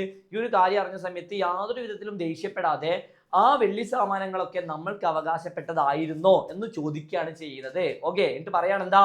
പാവങ്ങൾക്ക് അവകാശപ്പെട്ട വെള്ളി സാധനങ്ങൾ താൻ ഇത്രയും നാൾ കൈവശം വെച്ചത് ശരിയല്ല എന്നാണ് മെത്രാൻ പറയുന്നത്. മനസ്സിലായോ? അപ്പൊ തന്റെ വീട്ടിലെ വെള്ളി സാധനങ്ങളൊക്കെ ഈ ഴാങ്വാൾ ഴാങ് എടുത്ത് കടന്നു കളഞ്ഞു എന്ന് അറിഞ്ഞപ്പോ ദേഷ്യപ്പെടുന്നതിന് പകരം അതിനൊക്കെ അവകാശി നമ്മളാണോ എന്ന് ചോദിക്കുകയാണ് മെത്രാൻ ചെയ്യുന്നത്. അല്പനേരം കഴിഞ്ഞപ്പോൾ 3 പോലീസുകാർ, നോക്കണേ, അല്പനേരം കഴിഞ്ഞപ്പോ 3 പോലീസുകാർ ഴാങ്വാൾ ഴാങ്ങിനെ അവിടേക്ക് കൊണ്ടുവന്നു. അല്പനേരം കഴിഞ്ഞപ്പോ കുറച്ച് പോലീസുകാർ വരികയാണ്. ഒരു കുറ്റവാളിയെ പോലെ തന്റെ മുന്നിൽ ഹാജരാക്കപ്പെട്ട ഴാങ്വാൾ ഴാങ്ങിനെ കണ്ടതോടെ മെത്രാന് കാര്യങ്ങളെല്ലാം മനസ്സിലായി. പോലീസിനോട് സംസാരിക്കുന്ന മെത്രാൻ ഴാങ്വാൾ ഴാങ്ങിനെ രക്ഷിക്കാനാണ് ശ്രമിക്കുന്നത്. അല്ലെ, അതായത് ഈ ഓൾറെഡി ഇങ്ങനെ ഒരു കേസിലൊക്കെ അകപ്പെട്ട ഒരു വ്യക്തിയാണ് പറയുന്നത് നമ്മുടെ ഴാങ്വാൾ ഴാങ് എന്ന് പറയുന്നത്. അപ്പോൾ അദ്ദേഹത്തിന്റെ ആരെന്തിയാണ് പോലീസുകാർ പിടിച്ചുകൊണ്ട് ഈ മെത്രാന്റെ വീട്ടിലേക്ക് വരികയാണ്. പക്ഷേ മെത്രാൻ എന്ത് ചെയ്തില്ല? ദേഷ്യപ്പെടുകയോ ഴാങ്വാൾ ഴാങ്ങിന് ശിക്ഷ വാങ്ങിക്കൊടുക്കേണ്ട രീതിയിലുള്ള പ്രവർത്തനങ്ങൾ ഒന്നും ചെയ്തില്ല. അതിന് പകരം എന്താണ്? ഴാങ്വാൾ ഴാങ്ങിനെ രക്ഷിക്കാൻ വേണ്ടിയിട്ടുള്ള രീതിയിലാണ് എന്ത് ചെയ്തത്? അവർ സംസാരിച്ചത്. പിന്നെ എന്താ പറയുന്നത്? താങ്കൾ വന്നത് നന്നായെന്നും വെള്ളി സാധനങ്ങൾക്കൊപ്പം, നോക്കണേ, താങ്കൾ വന്നത് നന്നായെന്നും വെള്ളി സാധനങ്ങൾക്കൊപ്പം ഞാൻ തന്ന മെഴുകുതിരിക്കാലുകൾ എന്തുകൊണ്ട് കൊണ്ടുപോയില്ല എന്നും മെത്രാൻ ഴാങ്വാൾ ഴാങ്ങിനോട് ചോദിക്കുന്നു. മനസ്സിലായോ? ഒരു ബ്രെഡ് മോഷ്ടിച്ചതിന്റെ പേരിൽ 19 വർഷത്തോളം ജയിലിൽ കിടന്ന വ്യക്തിയാണ്. അങ്ങനെയുള്ള ഒരാള് ഈ വെള്ളി സാധനങ്ങൾ മോഷ്ടിച്ചു എന്ന് പറഞ്ഞു കഴിഞ്ഞാൽ ജീവിതകാലം മുഴുവൻ എന്ത് ചെയ്യേണ്ടി വരും? ജയിലിൽ കിടക്കേണ്ടി വരുമായിരുന്നു, അല്ലെ? പക്ഷേ നമ്മുടെ മെത്രാൻ എന്താ ചോദിച്ചത്? നിങ്ങൾക്ക് വേണ്ടി മാറ്റിവെച്ച ആ വെള്ളി സാധനം, ആ ഒരു മെഴുകുതിരിക്കാല്, വെള്ളിയുടെ മെഴുകുതിരിക്കാല് കൂടെ കൊണ്ടുപോകാമായിരുന്നില്ലേ എന്നാണ് ഴാങ്വാൾ ഴാങ്ങിനോട് മെത്രാൻ ചോദിക്കുന്നത്. മെത്രാന്റെ ആ വാക്കുകൾ കേട്ട് അയാൾ കണ്ണുകൾ മിഴിച്ചു നിന്നു പോകുന്നു. കാരണം എന്താ? എനിക്ക് വട്ടായതാണോ നാട്ടുകാർക്ക് മുഴുവൻ വട്ടായതാണോ എന്ന് ചോദിക്കുന്നില്ലേ?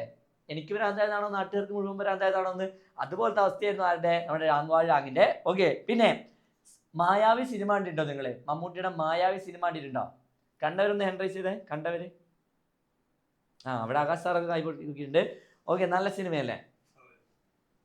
വെറുതെ നോക്കി. പിന്നെയോ, സാധനങ്ങൾ മോഷ്ടിക്കപ്പെട്ടതല്ല, മെത്രാൻ സ്വമേധയാ നൽകിയതാണെന്ന് പോലീസുകാർ വിശ്വസിക്കുകയും അയാളുടെ മോചനത്തിന് വഴിയൊരുക്കുകയും ചെയ്യുന്നു. ഓക്കെ, അപ്പൊ മെത്രാൻ പറഞ്ഞു എന്താ, ഇതൊന്നും ഇദ്ദേഹം ഇവിടുന്ന് മോഷ്ടിച്ചതല്ല, ഞാൻ എന്താണ് സമ്മാനമായി നൽകിയതാണ്. അപ്പൊ അങ്ങനെ പറഞ്ഞപ്പോ എന്താണ്, പോലീസുകാർ നമ്മുടെ രാംവാൾ ജാങ്ങിനെ വെറുതെ വിടുന്നു. താൻ മോചിക്കപ്പെട്ടു എന്നത് രാംവാൾ ജാങ്ങിന് വിശ്വസിക്കാൻ കഴിയുന്നില്ല. താൻ മോചിക്കപ്പെട്ടു എന്നുള്ളത് രാംവാൾ ജാങ്ങിന് എന്ത് ചെയ്യാൻ പറ്റുന്നില്ല, വിശ്വസിക്കാൻ കഴിയുന്നില്ല. ഇന്നേ വരെ തന്നോട് ആരും കാണിക്കാത്ത ഇത്രയും വലിയ ദയ മെത്രാൻ തന്നോട് കാണിക്കുന്നത് എന്തിനാണെന്ന് അയാൾക്ക് മനസ്സിലായില്ല. ഓക്കെ, അയാൾക്ക് എന്തായില്ല, മനസ്സിലായില്ല. അതുപോരാതെ അയാളെ അത്ഭുതപ്പെടുത്തിക്കൊണ്ട് മെത്രാൻ മെഴുകുതിരിക്കാലുകളും വിളക്ക് കാലുകളും എടുത്ത് രാംവാൾ ജാങ്ങിന് നൽകി. സ്നേഹിത, നോക്കണേ, ഇനി നമ്മുടെ മെത്രാന്റെ ഉപദേശമാണ്.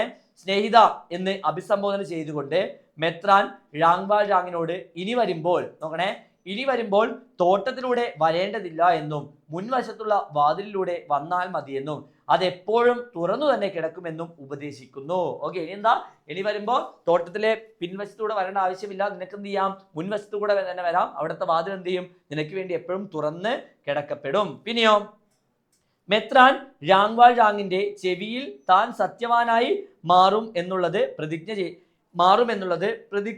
ചെയ്തിട്ടുള്ള കാര്യം ഒരിക്കലും മറന്നു പോകരുത് എന്ന് ഉറപ്പിക്കുക മാത്രം ചെയ്യുന്നു. മെത്രാൻ രാംവാൾ ജാങ്ങിനെ ഒരു നല്ല മനുഷ്യനാക്കി മാറ്റുക എന്നത് മാത്രമാണ് തന്റെ പ്രവൃത്തികളുടെ ലക്ഷ്യമെന്ന് ഇതിലൂടെ വ്യക്തമാക്കുന്നു. മനസ്സിലായോ? അതായത് നോക്കിയേ, ഇവിടെ ഒരു വലിയ ആശയമാണ് നമുക്ക് എന്ത് ചെയ്യുന്നത്, എഴുത്തുകാരൻ പകർന്നു നൽകുന്നത്. അതായത് എല്ലാ തെറ്റിന്റെയും ശിക്ഷ, അല്ലെങ്കിൽ എല്ലാ തെറ്റുകൾക്കും ശിക്ഷ നൽകണമെന്ന് എന്തില്ല, നിർബന്ധമില്ല. ഓക്കെ, ചിലപ്പോ നമ്മൾ മാപ്പ് കൊടുക്കുന്നത്, ചിലപ്പോൾ നമ്മൾ പുറത്തു കൊടുക്കുന്നത് എന്ത് ചെയ്യാം, നാളെ വലിയൊരു വിജയത്തിന് അല്ലെങ്കിൽ വലിയൊരു സത്യസന്ധനായിട്ടുള്ള വ്യക്തിയാവാൻ കാരണമായേക്കാം. ഓക്കെ, മനസ്സിലായോ? അതാണ് പറയുന്നത്, എല്ലാ തെറ്റുകൾക്കും എന്ത് ചെയ്യേണ്ട ആവശ്യമില്ല, ശിക്ഷ കൊടുക്കേണ്ട ആവശ്യമില്ല. ചില തെറ്റുകൾക്ക്, ചില അറിയാതെ ചെയ്യുന്ന കാര്യങ്ങൾക്ക് നമ്മൾ എന്ത് ചെയ്യണം, ക്ഷമ നൽകണം, അല്ലെ, ക്ഷമിച്ചു കൊടുക്കണം. ക്ഷമയേക്കാൾ വലിയ തെറ്റ് വേറൊന്നുമില്ല എന്നൊക്കെയാണ് പറയാ. തെറ്റല്ല, ഒരു ശിക്ഷ വേറെ ഇല്ല എന്നാ പറയാ. നമ്മളൊരാൾ ഉപദ്രവിച്ചു, നമ്മൾ അതേപോലെ തിരിച്ചുപദ്രവിക്കുന്നതിനേക്കാൾ ഒരുപാട് നല്ലതാണെന്ന് പറയുന്നത് അയാളോട് സാരില്ല നമുക്ക് നോക്കാന്ന് പറയുന്നത്, അല്ലേ? നിങ്ങളൊന്ന് ആലോചിച്ച് നോക്കടാ, ഞാൻ നിങ്ങളെ ഭയങ്കരമായിട്ട് ഉപദ്രവിച്ചു എന്ന് വിചാരിക്കാം.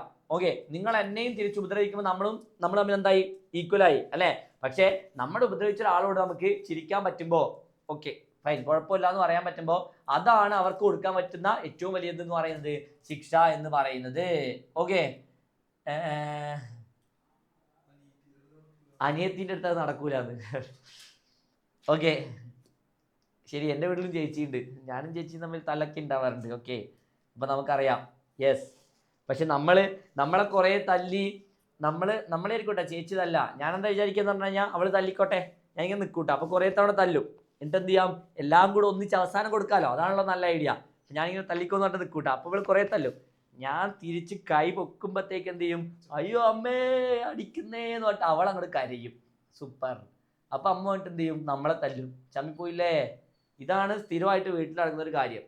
അങ്ങനെയല്ലേ അല്ലേ? അനിയത്തിയും ചേട്ടന്മാരൊക്കെ ഉള്ള സ്ഥലങ്ങളൊന്ന് നോട്ട് ചെയ്യാ. ഇങ്ങനെയല്ലേ ഐഡിയ? നേരെ ഓപ്പോസിറ്റ് എന്ന് പറയുന്നുണ്ട്. അതെ, പക്ഷെ ഇതൊരു ട്രിക്കാണ്, ഒരു ഇന്റർനാഷണൽ ട്രിക്കാണത്, ശ്രദ്ധിച്ചു വെച്ചോ. ഓക്കെ, നോക്കിയേ, രാംവാൾ ജാങ്ങിനോടുള്ള മെത്രാന്റെ പെരുമാറ്റത്തെ എങ്ങനെ വിലയിരുത്താം? നോക്കിയേ, സമൂഹത്തിന്റെ കണ്ണിൽ രാംവാൾ ജാങ്ങിന്റെ പ്രവൃത്തി കുറ്റകരമാണെങ്കിലും മെത്രാൻ അത് കുറ്റമായി കാണുന്നില്ല. മനോഹരമായ ഒരു കള്ളം പറഞ്ഞ് രാംവാൾ ജാങ്ങിനെ മനസ്സിൽ നന്മയുടെ വിത്തുകൾ പാകുകയാണ് മെത്രാൻ. പാപികളോട് പൊറുക്കുക എന്ന മഹത്തായ സന്ദേശമാണ് മെത്രാൻ ഇവിടെ നൽകുന്നത്. ഓക്കെ, പാപികളോട്, തെറ്റ് ചെയ്ത ആളുകളോട് എന്ത് ചെയ്യുക, പൊറുക്കുക എന്ന് പറയുന്ന മഹത്തരമായിട്ടുള്ള സന്ദേശമാണ് എന്ത് ചെയ്യുന്നത്, മെത്രാൻ ഇതിലൂടെ നൽകുന്നത്. വിശക്കുന്നവന് ഭക്ഷണവും ആശ്രയവും നൽകുന്നതാണ് യഥാർത്ഥ മാനവികത. കുറ്റവാളിയോട് പൊറുക്കുകയും അയാൾക്ക് നേർവഴി കാട്ടിക്കൊടുക്കുകയും ചെയ്ത ഒരു യഥാർത്ഥ മനുഷ്യ സ്നേഹിയാണ് ആരെന്ന് പറയുന്നത്, മെത്രാൻ എന്ന് പറയുന്നത്. ഓർമ്മിക്കാം, മെത്രാന്റെ കഥാപാത്ര രൂപണം എന്ത് ചെയ്യാം, ചോദിക്കാൻ സാധ്യതയുള്ള ചോദ്യമാണ്. ഓക്കെ, എടാ എല്ലാവരും ഓൾ സ്റ്റാൻഡപ്പ് ഒന്ന് എണീറ്റേ, എല്ലാവരും ഓൾ സ്റ്റാൻഡപ്പ്, വേഗം എണീറ്റോ, വേഗം. ഹന്ന മേരി കണ്ടു എണീറ്റോ. Okay, all stand up, sit down, ഇരിക്ക്, സിറ്റ് ഡൗൺ, വേഗം സിറ്റ് ഡൗൺ. ഓക്കെ, ഇനി അടുത്തൊരു ചോദ്യം നോക്കിയേ. അടുത്ത ചോദ്യം നോക്കുക. തെരുവിലേക്കുള്ള വാതിലൂടെ തന്നെ എപ്പോഴും വരികയും പോവുകയും ചെയ്യാം. തന്റെ വീടിന്റെ വാതിൽ ഒരിക്കലും പൂട്ടിയിടുകയില്ല എന്ന് മെത്രാൻ പറഞ്ഞതിന്റെ പൊരുൾ എന്ത്? നോക്കണം, ഇതൊക്കെ മെത്രാന്റെ സ്വഭാവ സവിശേഷതയാണ് കേട്ടോ, ഓർമ്മിക്കണേ. ഉത്തരം നോക്കിയേ. എല്ലാവരെയും എപ്പോഴും ഒരുപോലെ സ്വീകരിക്കുന്നതാണ് മെത്രാന്റെ ഭവനം. ജീവിതത്തിൽ നേരായ മാർഗത്തിലൂടെ നാം സഞ്ചരിക്കണം. വളഞ്ഞ വഴി സ്വീകരിക്കരുത്. കുറ്റവാളിയെ ആരും സ്വീകരിക്കുകയും അംഗീകരിക്കുകയും ചെയ്യില്ല. സമൂഹം മുൻവാതിലുകൾ കൊട്ടിയടയ്ക്കുമ്പോൾ മനുഷ്യന് വളഞ്ഞ വഴികൾ സ്വീകരിക്കേണ്ടി വരുന്നു. അല്ലെ, സമൂഹം പലരുടെയും മുന്നിൽ എന്ത് ചെയ്യാണ്? യഥാർത്ഥ വഴി കൊട്ടിയടക്കുമ്പോഴാണ് എന്ത് ചെയ്യുന്നത്? പലർക്കും പിൻവഴികൾ തിരഞ്ഞെടുക്കേണ്ടി വരുന്നത്. എല്ലാവരെയും എപ്പോഴും സ്വീകരിക്കാനുള്ള മനസ്സ് ഉണ്ടാവണം. ഓക്കെ, എല്ലാവരെയും എന്ത് ചെയ്യണം? ഒരുപോലെ സ്വീകരിക്കാനുള്ള മനസ്സ് നമുക്ക് ഉണ്ടാകണം. പൂട്ടിയിട്ട വാതിലുകൾ നോക്കണേ, പൂട്ടിയിട്ട വാതിലുകൾ സ്വാർത്ഥതയുടേതാണ്. ഓക്കെ, പൂട്ടിയിട്ട വാതിലുകൾ എന്ന് പറയുമ്പോൾ എന്തിന്റെ പ്രതീകമാണ്? സ്വാർത്ഥതയുടെ പ്രതീകമാണ്. ഒന്നും ഒളിച്ചു വെക്കാതെ ജീവിതത്തെ തുറന്ന പുസ്തകമാക്കണം. ഓക്കെ, ഒന്നും ഒളിച്ചു വെക്കാതെ ജീവിതത്തെ എന്ത് ചെയ്യണം? തുറന്ന പുസ്തകമാക്കണം. അങ്ങനെ മുഴുവനായിട്ടും തുറന്ന പുസ്തകമാക്കണ്ട, കുറച്ച്. ഓക്കെ, അപ്പൊ എന്ത് ചെയ്യാം? എല്ലാവരെയും തുല്യരായി കാണുന്ന, എല്ലാം എല്ലാവർക്കുമായി പങ്കുവെക്കുന്ന മെത്രാന്റെ ഭവനത്തിലെ പൂട്ടാത്ത വാതിൽ നന്മയുടെ വാതിലായിട്ട് മാറുകയാണ്. രാങ്വാൾരാങ്ങിന് മുന്നിൽ നന്മയുടെ വാതിൽ തുറക്കുകയാണ് ആര്? മെത്രാൻ. ഓക്കെ, എന്താ? രാങ്വാൾരാങ്ങിന് മുന്നിൽ നന്മയുടെ വാതിലുകളാണ് എന്ത് ചെയ്യുന്നത്? തുറക്കുന്നത്. ഓക്കെ, ഇനി അവസാനം നമ്മുടെ മെത്രാൻ രാങ്വാൾരാങ്ങിന് നൽകുന്ന ഉപദേശമാണ്. ഒരു സത്യവാനായിരിക്കുവാൻ ഈ ക്ഷണം നിങ്ങൾ എന്ത് ചെയ്യണം? ഉപയോഗപ്പെടുത്തണം. അത് ഒരിക്കലും മറന്നു പോകരുത്. വിശദീകരിക്കുക. നോക്കിയേ. തനിക്ക് വന്നു ചേർന്ന അപകടത്തിൽ വെറുപ്പ് കാണിക്കാതെ തന്നോട് ക്ഷമിച്ച, തനിക്ക് ഒരിക്കലും പിടികിട്ടാത്ത മെത്രാനെ അത്ഭുതത്തോടെയാണ് രാങ്വാൾരാങ് കാണുന്നത്. ഭയത്താൽ വിറച്ച അയാൾ സന്ദർഭത്തിൽ ഇനി ഒരിക്കലും ഇത്തരം പ്രവൃത്തിയിൽ ഏർപ്പെടില്ല എന്ന് മനസ്സിൽ പ്രതിജ്ഞ ചെയ്തിട്ടുണ്ടാവാം. വേണമെങ്കിൽ മെത്രാനെ പോലീസുകാരോട് സത്യം പറയാമായിരുന്നു. എന്നാൽ അത് അയാളെ വീണ്ടും തെറ്റിലേക്ക് തന്നെയാണ് നയിക്കുക എന്നുള്ളത് കൊണ്ടാണ് രാങ്വാൾരാങ്ങിനെ അവിശ്വസനീയമായ രീതിയിൽ മെത്രാൻ ഇടപെട്ടത്. അത് അയാൾക്ക് മുന്നോട്ട് ജീവിക്കാനുള്ള പാഠമായിട്ട് മാറിയിരിക്കും.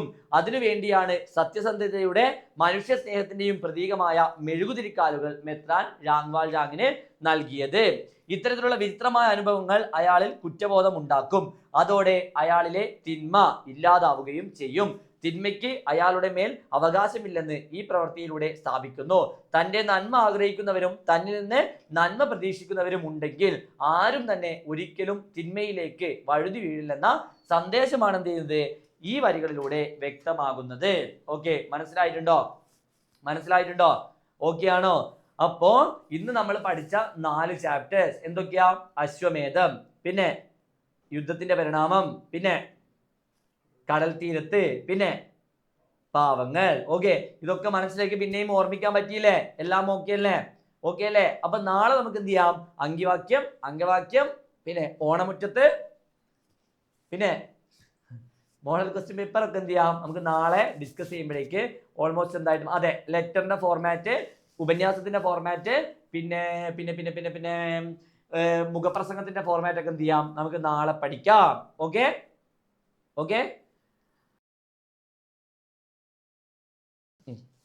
ഓക്കെ, അപ്പൊ ഇന്നലെ നമ്മൾ 8:30 ആയി തോന്നുന്നല്ലേ തീരാൻ വേണ്ടിയിട്ട്? അല്ലേ, 8:30 ആയി തോന്നുന്നല്ലേ? ഓക്കെ, ഇന്ന് USS ക്ലാസ് ഇല്ല, പക്ഷെ ഇന്ന് രാവിലെ ക്ലാസ് ഉണ്ടായിരുന്നു. 4 മണിക്കൂർ ഓഫ്ലൈൻ ക്ലാസ്. അയ്യോ, സോഷ്യൽ ക്ലാസ് ആയിരുന്നു. ഓഫ്ലൈനിൽ സോഷ്യൽ ആയിരുന്നു കേട്ടോ. ഓഫ്ലൈനിൽ സോഷ്യലാ. ഓഫ്ലൈനിൽ 10ാം ക്ലാസ്സിൽ സോഷ്യൽ എടുക്കാം, ഓൺലൈനിൽ മലയാളം. ഓക്കെ, എന്തൊക്കെ കാര്യങ്ങൾ ചെയ്യണം നോക്കിയേ. ഓക്കെ, അപ്പോൾ ഇന്ന് സോഷ്യൽ ആയിരുന്നു 4 മണിക്കൂർ. അത് കഴിഞ്ഞ് ഇവിടെ വന്ന് ഇതൊക്കെ ചെയ്ത് ക്ലാസ്സിലും കൂടെ കയറുമ്പോഴേക്ക് അയ്യോ അമ്മേ, അയ്യോ, അതെ, ഒന്ന് മയങ്ങണം, ഒന്ന് കിടക്കണം, ഒന്ന് ഇരിക്കണം. സൗണ്ടൊക്കെ പോയില്ലേ? ഇന്നലത്തെ അത്രയും സൗണ്ട് ഇന്നില്ലല്ലോ അല്ലെ? ഇന്നലത്തെ അത്രയും സൗണ്ട് ഉണ്ടോ? സൗണ്ടൊക്കെ പോയി. ഓക്കെ, ഇനി ഒന്ന് റെസ്റ്റ് എടുക്കട്ടെ. ഓക്കെ, അപ്പൊ എല്ലാവരും എന്ത് ചെയ്യാം? നന്നായിട്ട് ചാപ്റ്റേഴ്സ് ഒക്കെ വായിക്കാം. Okay, bye. അപ്പോ നാളെ കാണാം.